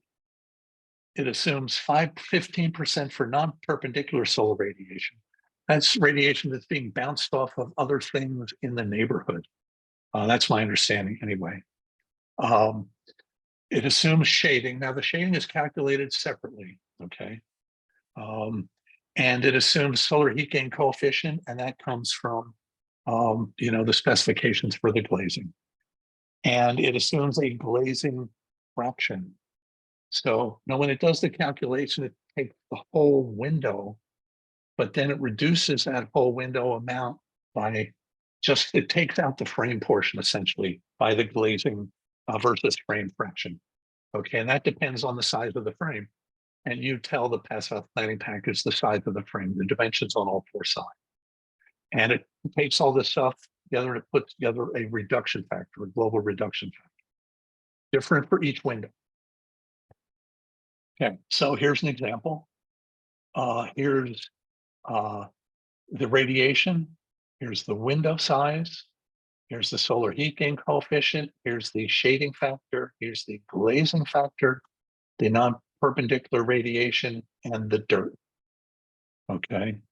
Now these are all going to get lumped together. Okay, but we'll see that in a second. This is the calculation. And this is exactly what happens in the passive house planning package. Okay. So here's all the reduction factors. This is the dirt. This is the non-perpendicular radiation. This is the solar heat gain coefficient. This is the glazing fraction. Here's the U factor. I'm sorry, that was the 0.6. Let's go back. And that was solar heat gain coefficient, of course, of the glass. Okay, solar heat gain coefficient of the glass. And this gets reduced to a 0.041. This all stays the same. There's the square footage of the window. There's the solar radiation. And here is the solar gains for that window in the year. And this notice is kBTU per year. Okay. Heating demand is calculated in kBTU per year. And solar gains are calculated in kBTU per year. So let's talk about the energy balance then. In the passive house planning package, they have these nifty graphs that show you what all of your losses and all your gains. Now we just want to look at the losses and gains from the windows, and it color codes things so you can see here. Okay, on these windows, in this particular situation, I'm gaining 3.5 kilowatt hours per square foot per year. Now this graph is in per square foot per year, but it's the same calculation. They just did it by square foot instead of the per year. Here, these are the heat losses. So we're gaining more than we're losing. Okay. And this is in the winter time. All right. In the winter time. So this is important to know. We want to know that we're getting more heat in the building than we're losing heat in the building from the windows. Now this ignores all the other factors, but we're just talking about windows now. In the cooling, okay, summertime, we look at the same thing. We're gaining more than we're losing through the windows. That's not a good thing because it means we might overheat. Okay, so we can see this. We see, okay, the windows are a problem here. Let's put some shading on, and we put shading on, and now we're still losing. We're still gaining more than we're losing, but the this is a different graph with a different measurement on this axis right here. Notice it goes from 1 to probably 8, and this goes from 0 to 15. So putting shading on, we reduced the gains to 1.9 and reduced the losses to, I don't know what that's doing down there, to 1.7. Okay, so cooling demand. Okay, here we're not comparing the gains and losses. We're comparing, this is the cooling demand. So we want the cooling demand to be lower than the gain, but we want it to be as close as possible. Okay, so this is really not a loss. This is how much energy is it required to cool the building. So we want this to be as close to this as possible. All right, here it's much, much bigger. This is like almost twice as much. And here it's almost the same. So that's a better situation by putting on shading on the outside. Okay, sorry, I didn't explain that well starting out. So at the end, this is what we're looking at. Okay, solar gains. Okay, we're total solar gains less the transmission losses, and we want in the winter we want more gains than losses. Okay, so the QS, this is just a repeat of what we've already done. Reduction factor, solar heat gain, area of the window, radiation. The losses are the area of the window. This is the U factor of the window. The inverse is the R value. A temperature correction factor if needed. Ignore that, pretend you can't see that. And then the yearly heating degree hours. Okay. And this is a measurement of how much energy is required to, it's a temperature difference between inside and outside. So that's used to calculate how much heat can be lost through the building, depending on the R value of this assembly. Okay. So here's another situation. Here's that same window, same size, frame size, shading factor, glazing factor, the psi value for the windows, okay, the spacer length. Here's the G south, here's the solar heat gainer setup, all the stuff we need to plug into these equations. Okay. And so the question is, calculate the overall yearly net energy balance for a south-facing window with the following characteristic. Okay, solar gain. Let's look at that, which we already looked at. The same thing from a couple slides ago. Okay. The reduction factor, which is dirt, non-perpendicular radiation, oh, the window fraction, the glazing fraction, and the shading factor, of course. Yeah. Here's the solar heat gain coefficient. And here's the GS. Okay, so we're gaining 917 kBTUs a year. The losses, okay, for this window, it's the area of the thermal envelope. In this case, it's the window. The 1/R value, or the U factor. So this is going to be the UW installed, which we looked at. Temperature correction factor, ignore that. And the heating degree hours, which is the temperature difference between inside and outside, essentially. Okay. So we calculate that. This should look familiar. The UW installed is going to be all this stuff. Okay. And here's the glass portion, the loss through the glass. Here's the loss through the frame. Here's the loss through the size spacer. And here's the loss through the window installation value. Now notice this is negative.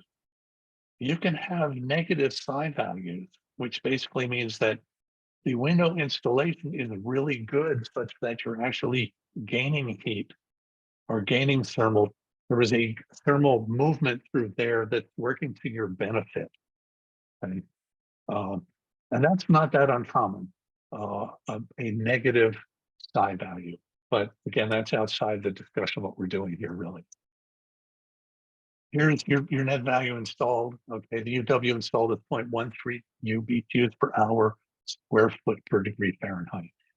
But that's not the end of what we're trying to calculate. We want to calculate all of this.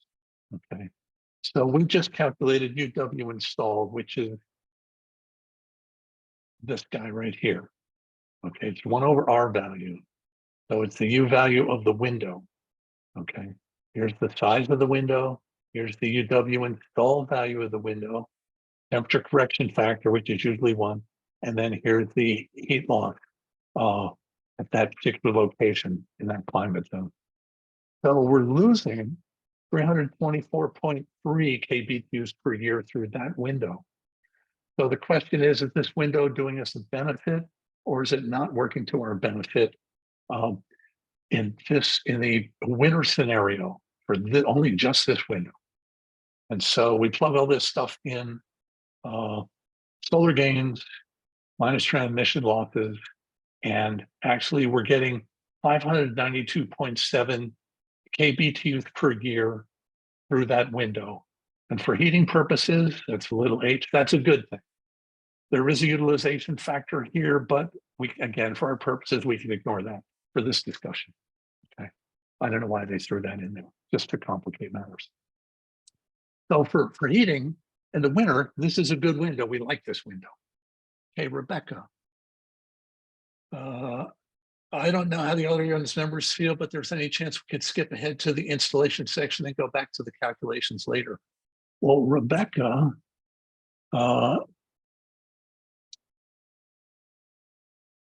we're there. So yes, I'm not going to show you those other 2 slides because that's unnecessary. Well, I'm going to show you one thing. I'm just going to say one thing. During the cooling season in the summertime, there's a similar type of calculation that is done. Okay, not identical, but it's similar. So we do this for winter, we do this for summer. And let's say that's the end of the story. And here we are at installation. And so why don't we go ahead, since this is our last section and we're doing okay on time, why don't we go ahead and take another 5-minute break?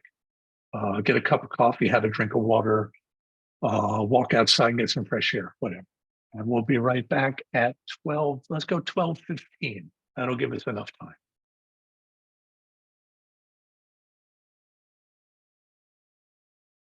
Okay, welcome back. We're into the home stretch now. This is basically installing passive house windows.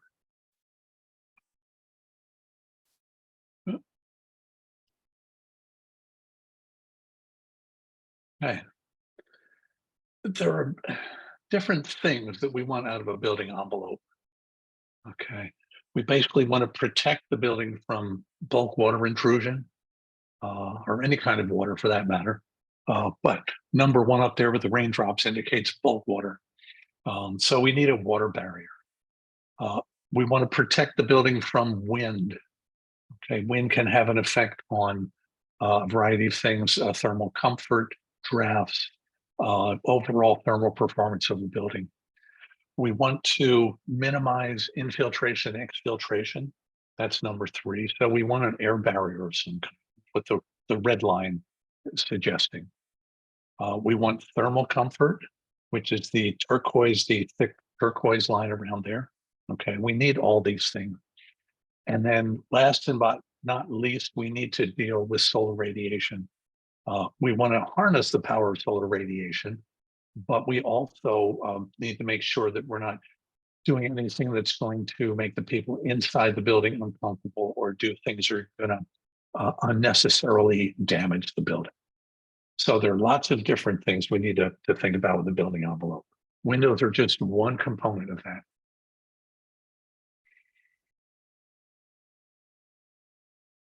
So we have different control layers. And this is the kind of detail that when we're designing a passive house, this goes back to your question, I believe it was you, Rebecca. No, it was a G question. It was sort of compliance by design. Well, we start out with this level of detail in the construction drawings. And then we need to make sure that whoever is building the building actually complies with the construction details. And then we need photo documentation to show that this actually took place. Okay. And if you have all of that, then you can certify the building. So we have to call out things like, the air barrier and the water barrier, the insulation layers and the thickness, what the structure is like, because when we're analyzing the thermal performance of an assembly, like this wall assembly here, we also need to know how much lumber is in there, because lumber has a different thermal characteristic than insulation. It has a much lower R value. And so we need to take that into account if we want to accurately figure out the performance of this assembly. So in this case, you can see also on the inside, we've got an air barrier and a smart vapor retarder. Okay, so there are multiple types of things. So on the outside, the blue stuff is designed for water, first of all, but also air. But on the inside, the red stuff is also designed for air. So we've got a double air barrier here. And the smart vapor retarder is designed to have the building envelope breathe or not breathe, depending on the interior humidity conditions. Okay, they're very clever membranes. I'm not going to talk about them any more than just say that. So they can be, in certain climate zones, they can be very helpful and very useful. Yeah. Anyway, we need to make sure that with the windows, we want to connect the windows to these layers. Okay, so we talked about this in the past. We had some photos. We had that the case study of the house up in New England, where we actually showed, how the windows were wrapped and how they were installed and how they were taped and all of those things. So this is similar types of information. First and foremost, probably the most complicated, important thing you can do for a passive house is to make it airtight, quote unquote airtight. It's not really airtight, but it's kind of sort of airtight. You want to get it as airtight as you can. And we do that when we're designing it. We look for an airtight layer. All right. And we usually, oftentimes, we call that the red line. And there should be a test where on any building detail or any section or any plan, you should be able to draw a continuous red line around the building to designate the air barrier.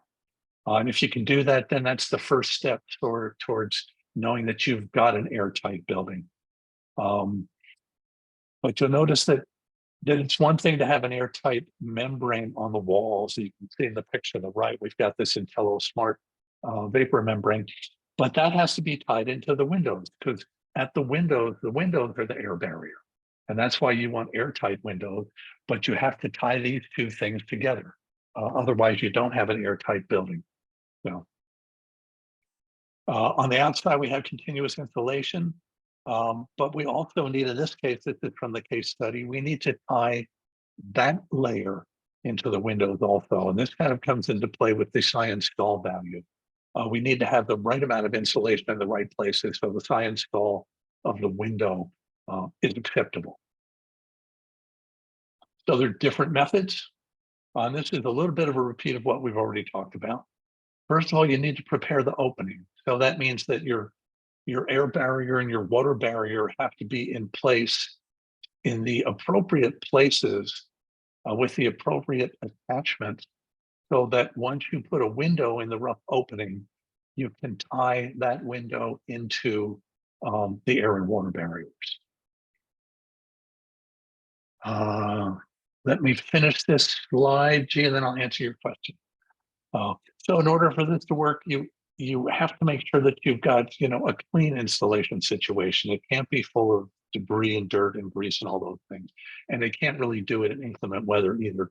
And I'll show you a slide in a minute. Okay. G, for later. Oh, for later. Okay, I'll do that later. If I forget, please remind me or repeat it or something, or maybe Sarah can help me remember that. If I might scroll. Okay. Yeah, definitely. Before we move on, though, there was a question from Rebecca. I just saw that. Yes. Okay. Okay. Yeah, thanks. Yeah, Rebecca, has there been a cost benefit analysis for the different methods of air sealing and waterproofing for a California Bay Area climate, including ease of installation and ease cost of obtaining the specific materials? No, there has not been. There's only anecdotal information in that respect, because, well, two reasons. One, there are a huge number of residential passive house buildings in the Bay Area, let alone in California, statewide. It's a fairly modest number. Okay. And the second thing is that every building has been done a little bit differently. So people are using different air sealing materials, different waterproofing materials, different construction details, things of that sort, different levels of expertise by the tradespeople. So, and I guess the third reason is people generally don't break out that differential. Okay. You can compare the cost per square footage of one passive house to another, but people generally don't say, oh, okay, well, on my passive house, I spent an extra 5% on the passive house stuff. And the other person says, well, on mine, I spent, an extra 7%. Oh, but only 3% of that was for air sealing and waterproofing. So the information doesn't exist. That would be an interesting conversation to gather a round table of builders together and have them have that discussion. But there's nothing I've seen in writing that exists. That's an excellent idea. We should try and do that. Okay. And G, I'll get to your question later, as you suggested. Okay, improper preparation. Don't do this. That's the simple answer. You have dust, if you have dirt, if you have debris, if you have grease, if you have stuff in the way, if your work location is a mess, you can't properly install your window or your air barrier or your water barrier because they require some kind of adhesion. It's either going to be liquid applied or tape applied or some peel and stick type membrane. Those are the choices. And so this stuff doesn't stick to dirty surfaces. It's that simple. So you just need to make sure that whoever is doing the installation is meticulous, or at least cleanly. Okay. Once you get past that point and you get a good start, then you install the sill. Okay, you don't want metal sill pans. That's going to induce or introduce a significant thermal bridge at the bottom of the window. So your science stall value is going to be bad. Okay, you can get fiberglass sill pans. It's not uncommon for passive house folks to just use a peel and stick type membrane like you see in the bottom two photos, or a liquid applied membrane. That's what I've used in the past. I've done both, but my first passive house I did was a liquid applied membrane, and we just create a rough opening with a slight slope and cover it with this liquid applied membrane. and you're done. Okay, you have a sill pan there. Okay, that will drain to the outside. And then you need a back dam of some sort, like they show here, because if water gets on there, it might have a tendency to migrate towards the inside. You don't want that to happen. Okay, so that's the second step. Third step is you block it and you shim it and you attach it. Okay, shims are what are used to get things aligned and to get things plumb and square to a certain extent. They basically just kind of hold the window in place without malforming it, just to get it there and to the place you want it to be. And the blocking is used if you've got spacing around the perimeter of the window and you're going to put screws through from the window, either through the window or through clips attached to the window into the framing. You need solid material. You don't want to go through air. So that's what the blocks are used for, essentially. Okay. And here on the right, you can see clips. Okay. And they've got little blocks behind them. Okay. So you have a solid material and the clips attached to the windows on the side of the frame. This is one way of attaching windows. Okay. And you can see here on the left, you can see the blocks a little bit more clearly. So whatever you do, you're going to need to do something like this. Let me see, where do we talk about installation? Oh, no. Okay, we got it. All right, okay. So I wanted to make sure we didn't miss. On this window, it's already insulated. So that's a later step we're getting to. I wanted to make sure we weren't missing. Okay, once you get the blocks and the shims in, you need to attach this thing. Now, remember I said on some windows you can screw right through the frame. That's what they're doing here. And here you can get special connectors. You don't necessarily need those, okay, but you can. Special screws with special heads and all kinds of stuff. You can just possibly, depending on what the materials are, just use screws, okay? The thing you want to make sure you don't do is when you screw this in, you make it too tight and you warp the frame. So there's no block here. So this person, and there's a lot of screws here, so they need to be really careful that they don't over tighten these screws and warp the frame, because that'll just, the window will be wrecked essentially. Okay. Here's the clip installation. We saw that earlier a little bit. This lets you move the window in and out, and you can attach it to all kinds of places. And it doesn't let you, it's not involved screwing through the frame like we showed in the previous picture. Because in this case, this is a fixed window. You can't screw through the frame essentially. So this is your only option. All right. Notice they do that, and the clips are thermal bridges because they're metal touching the window frame. But what you do is you make sure they're not coming through into the interior of the building. You want to cut them short. So, or in this case, they could cut them off. This is also a double stud wall, so it's coming over this gap that's going to be insulated. So that's going to eliminate the thermal bridge essentially. Okay. So however you do it, and then they've got blocks here to get it in place and get it plumb and square. All right. With these clips, you get to move the window in and out and put it wherever you want to put it. And remember, that can be an important thing in terms of your shading analysis. So some things to consider. The clips are good, but they do have an issue, which we'll see in a slide coming up. Okay. Once you get the window in place, whatever kind it is, wherever you're attaching it, before you finish attaching it, you want to make sure that it's level, plumb, and in position. In position is the horizontal location within the wall. Plumb and square, or level and plumb, means the bottom and top are level with earth, okay, essentially. And the sides are plumb, meaning they're vertically in line with the earth, okay. Now that if it's an old building or it's poorly framed or something, that can be difficult. That's why you have shims. It helps you get everything level and plumb and properly positioned, and all the corners at proper right angles and everything else. If you don't meet all these conditions, once you put the glazing in, especially if it's operable glazing, the window's not going to work properly. It won't be airtight. Yeah. Finally, you insulate around the frame, and you can do that lots of different ways. Here we show this looks like hemp straw or hempcrete or something like that around the edges. Here we've got mineral wool, and notice that our air barrier here is now going to, once this is done, the air barrier is going to be wrapped up and over top of this plywood here.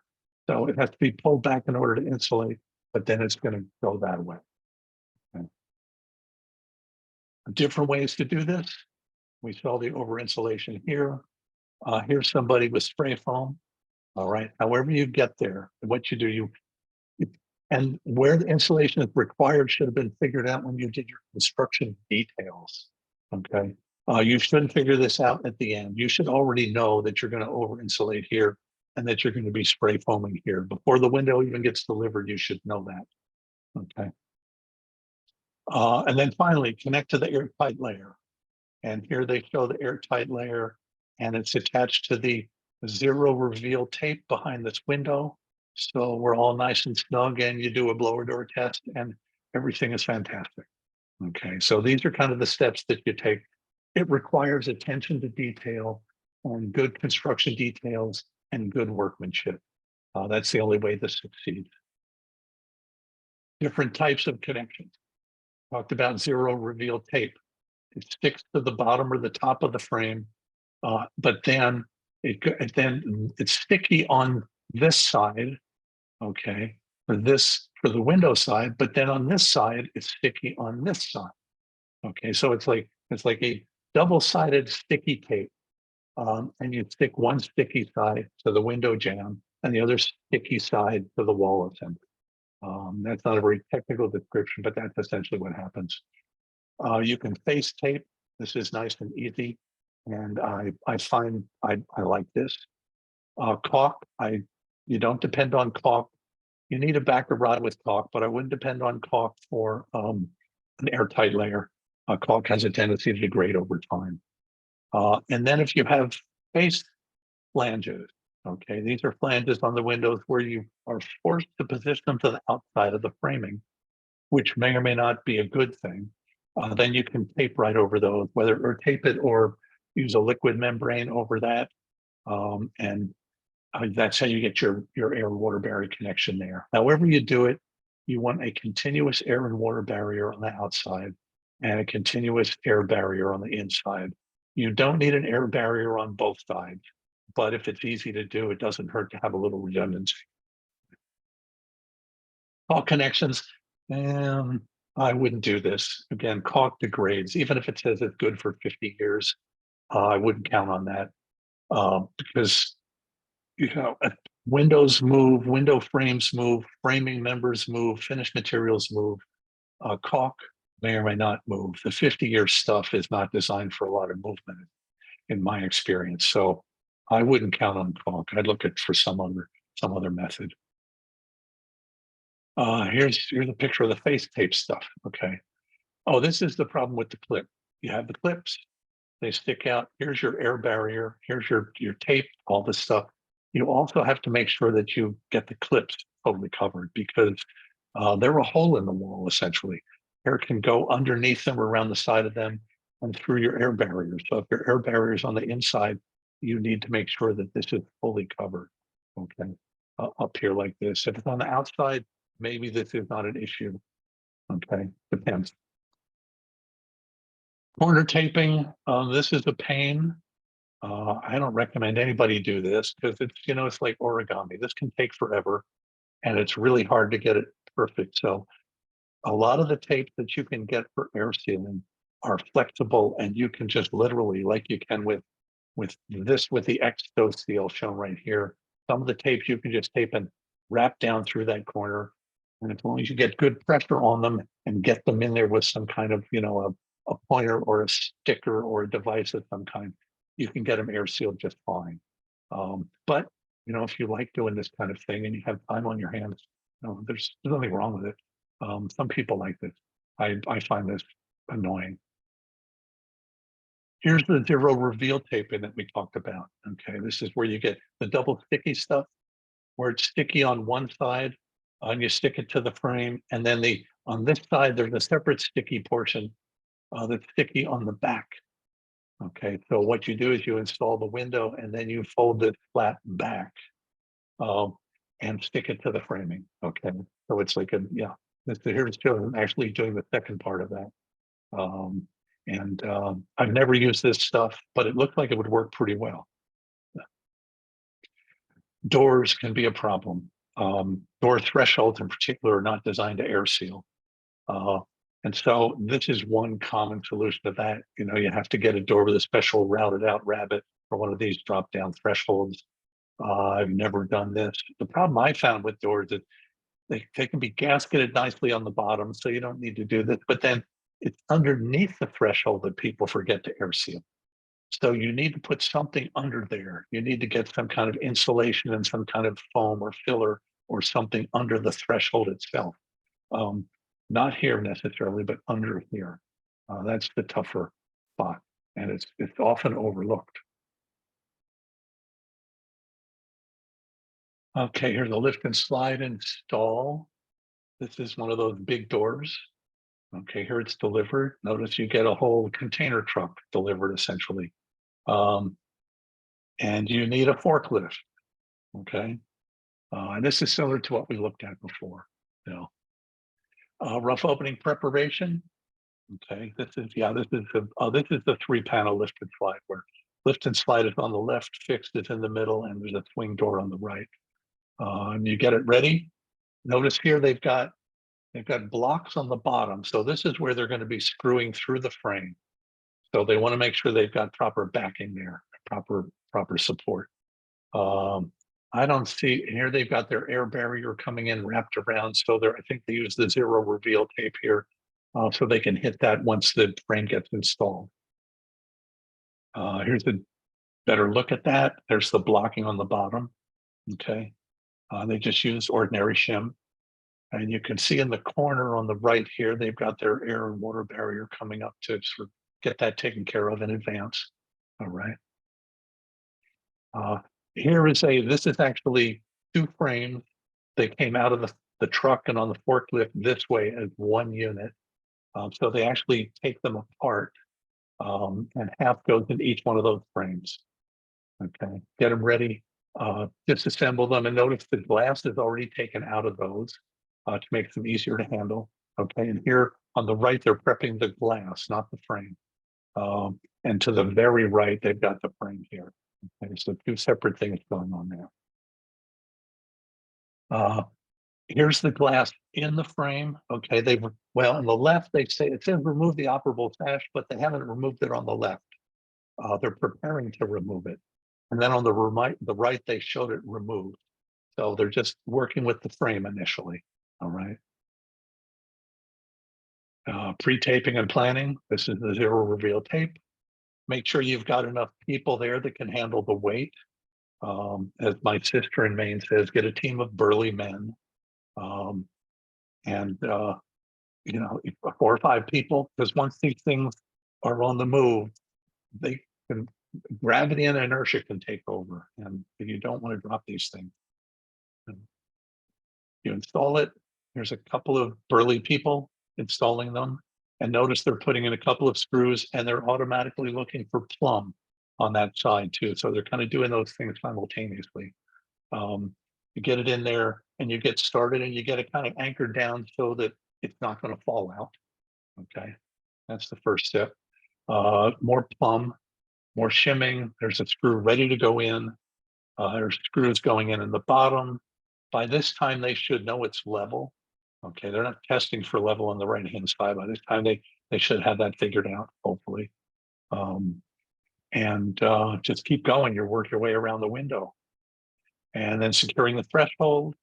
And the kind of threshold, every window has a different kind of threshold. Some kinds of doors, you order the threshold separately.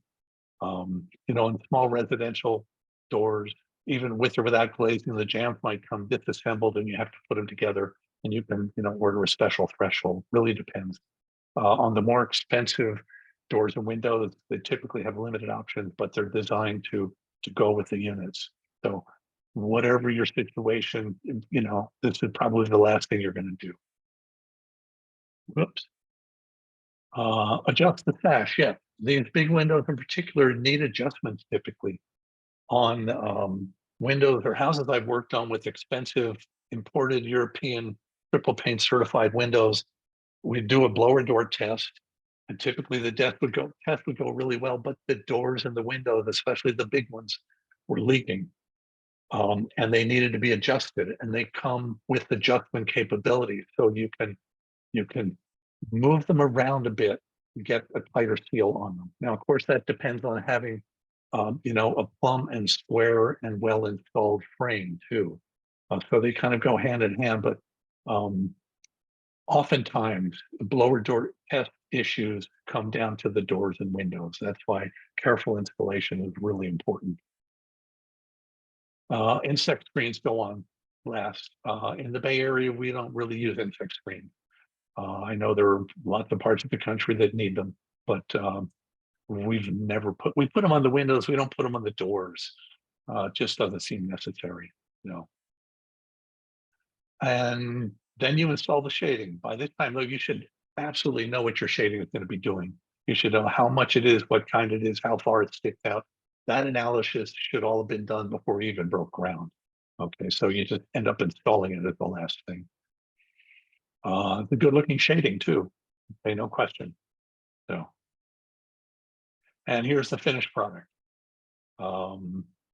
And going back to an earlier question, yes, instead of this kind of shading, you could put some solar panels on there if that solved the problem you were trying to solve. What it looks like on the inside, good looking house. And on the outside, good looking house.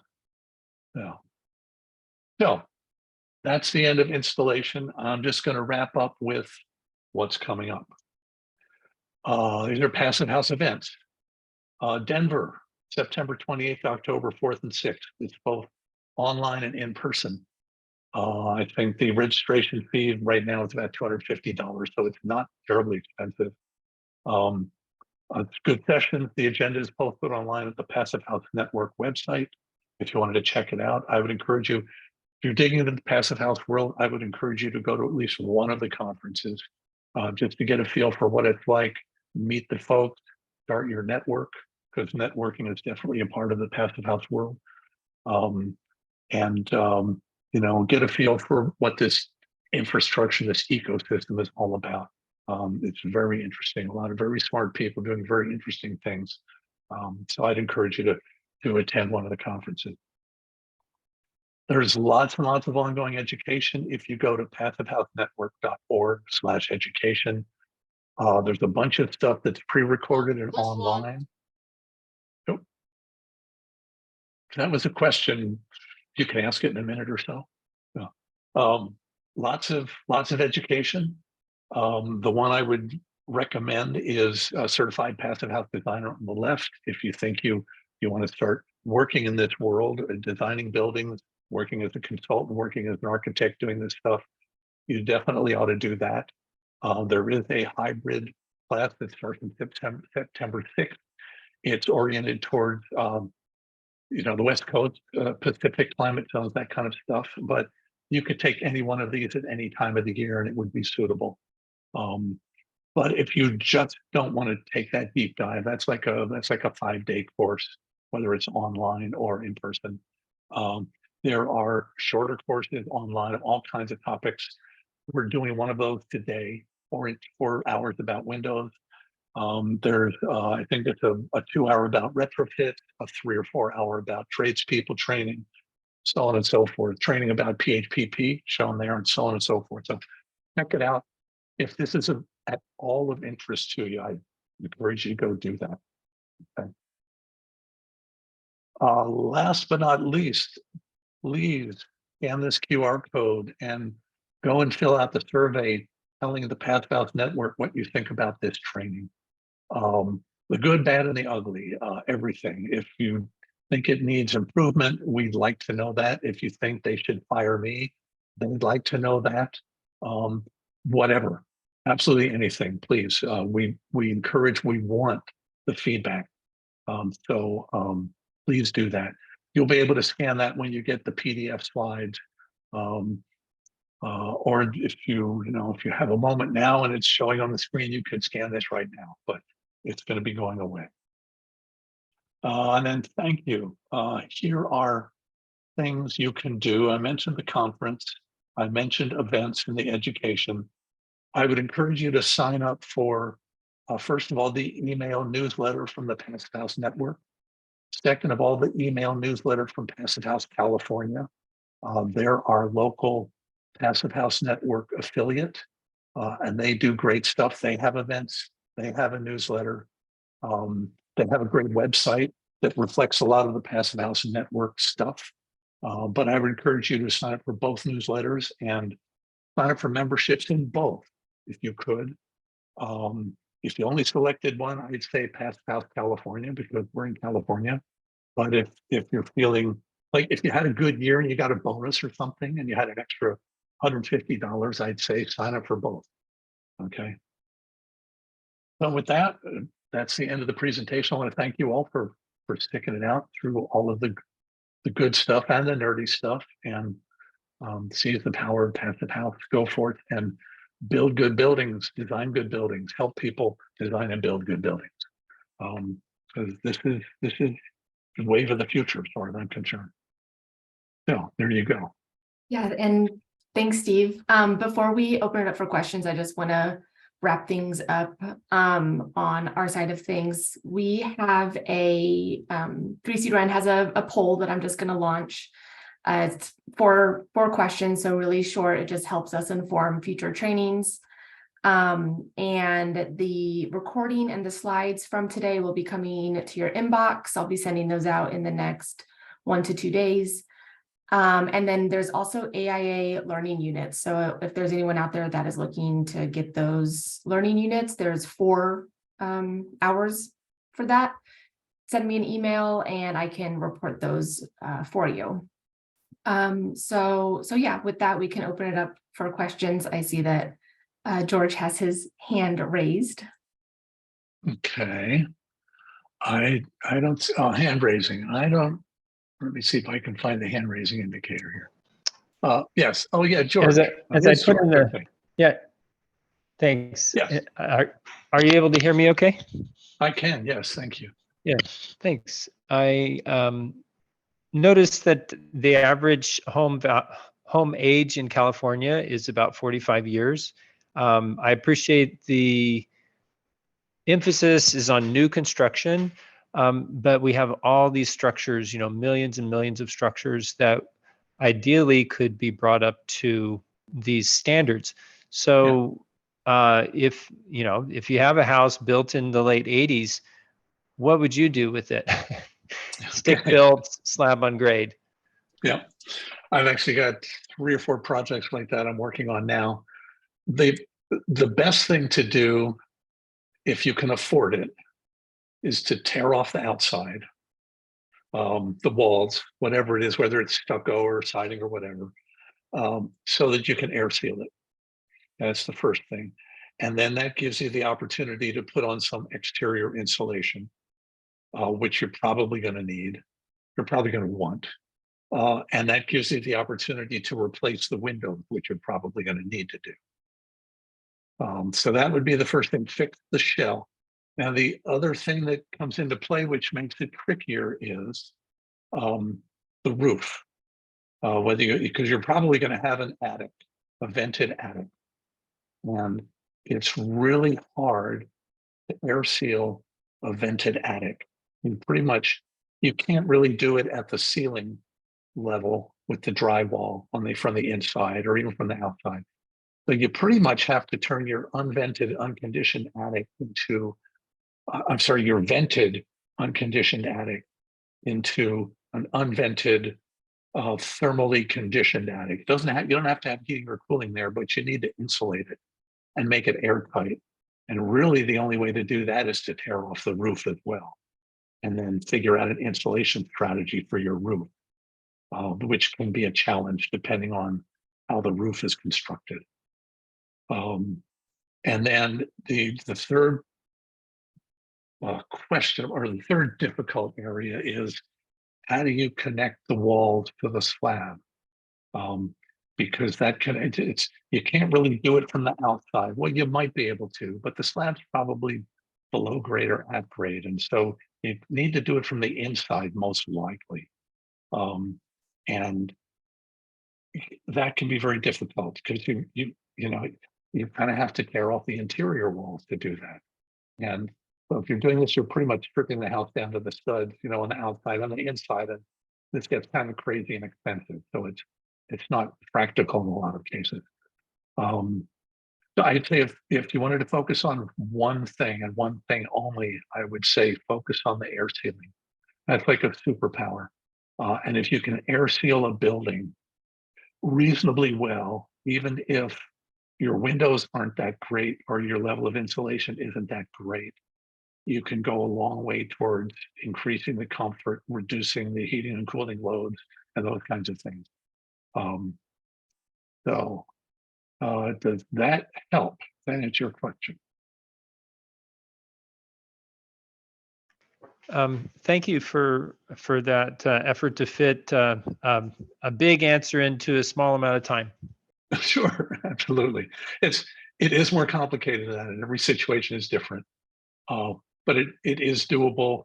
I've found in all the cases I'm working on that the constraint has been more budget than anything else, than motivation. You know, 'cause everybody wanted to do a passive house, complete passive house retrofit.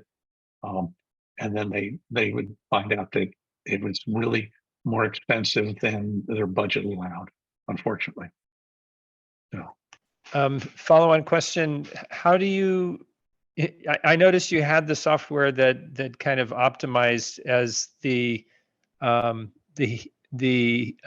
heating requirement went up and the cooling requirement, which was more significant, came down, and then you found that optimal point where the shading structure was sized. So yeah, similar question in terms of just tearing down a house built in the 80s versus stripping it down to the studs and essentially just rebuilding all the walls. How do you make that judgment call between tear down and, you know, full removal of the slab on grade and everything versus doing the extensive retrofit? I'm not quite sure how to fit those pieces together. Because especially once you get to the point where you're ripping out the slab too, it's almost easier to just knock the building down. I mean, that's not the sustainable thing to do, but if you don't go that far, you know, it is possible to, addressing the shading issue specifically, it is possible to retrofit shading devices and structures and things to an existing building. So that's not a big deal. But I have a feeling I'm not answering your question. But you're gone, I think. Yes, he No, left. I'm still here. Oh, you're, No, I'm you disappeared at my screen. Yeah. It seems like it's an optimization of, you know, multiple parameters contributing, and I guess it's just a function of what the bids are. Yeah, and you're right. It is multiple parameters. It can be, you can trade off, let's say, quality of windows versus putting exterior shading devices on, or ripping off the drywall on the inside and insulating that way versus ripping off the outside and insulating that way. And trading off insulation versus window quality versus a type of roof versus, you know, mechanical equipment. So it's, when we look at these things, it's, you know, that graph was a little misleading. It was kind of like, okay, well, there's this lever or there's slider, and you just slide it, it tells you where to put the shading. Well, for one window, that's okay, but for a whole house, there is no such slider. There is all these different factors coming into play, and you have to learn with the modeling software to just work with these and try different things and see what makes the most sense and see what has the most impact, and see what things you thought were going to have the most impact are basically worthless or have no impact. So that's where the passive house consultant designer using the PHPP comes into play. That's part of what they do. And it's also what the architects who are certified as passive house designers do as well, because they also have a feel for this stuff too, and might be using the passive house planning package as well. So there's a lot of complexity. There can be a lot of complexity. And there are definitely a lot of parameters, and especially when you get into conversations about windows. We spend more time talking about that than almost anything else. So I think civil engineers can get the passive house certification as well as architects, correct? Sure, anybody can. And Yes, Thank you. there are no requirements really other than you pass the exam. And if you can pass the exam, you become if you have a professional certification like an architect, civil engineer, structural engineer, you become a certified passive house designer. If you don't have any, excuse me, professional building certifications like I don't, I'm not a general contractor or anything. I'm a do-it-yourselfer. I'm a certified passive house consultant. But essentially, we have the same knowledge, and we jump through the same hoops to get it. Yeah. and Steve, Yes. oh, sorry. There was a question in the chat from Marco asking if there's any additional material you would recommend in regards to air tightness. Ooh. Do we have a way to get an email out to folks after the class? Yeah, definitely. Let me review that, and I know I can find some stuff. But yeah, that's an interesting topic. It hasn't been well documented.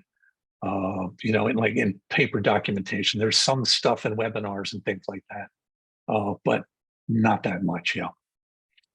Okay. Air sealing materials. 475 and Small Planet have this stuff, but yes, they are expensive to ship. The two products you can get from most building supply materials for air sealing are there's liquid applied materials. There's one called Prosoco. There's one called Stego. For peel and stick materials, the one I've used is Henry's VP 100. There are other peel and stick materials. I think Tyvek even has one. So I would say, yeah, don't go to a big box store, but go to a building supply store that specializes in construction materials, like a roofing supply store, for instance. I know they carry some air sealing materials. I've run across that. And maybe I don't want to start recommending brands per se, because I only know what I've used. I would go to 475 and Small Planet Supply to get the specialty tapes. Definitely they carry the high quality European tapes. No disrespect to the North American tapes, but the European tapes have been around a lot longer and they're awesome. And so I would pay the money to buy tapes, air sealing stuff like that from them. But for whole building assemblies, yeah, I would say construction supply houses and tell them. And this is why it's good to join one of the Passive House network email lists. And go to I'll recommend the Passive House Accelerator.com, just like it's spelled. They have a boatload of online information, webinars. They do regular webinars on all kinds of passive house things, and there's lots of stuff there. Okay. Boy, okay, lots of questions coming in. Architectural details for windows can be found. There's a book called Passive House Detail. I think you can still see my video. Passive House Details. Go to Amazon. It's about $45. And it has window install details. It has install details for every kind of assembly. And they're North American details. A lot of the books have European details, which don't really work for us. So I would say get Passive House Details at Amazon or your favorite local bookseller if they have it. Okay. Companies that sell passive house windows can be found. If you want certified passive house windows, go to passivehouse.com and look at their component database. They list passive house windows by manufacturer.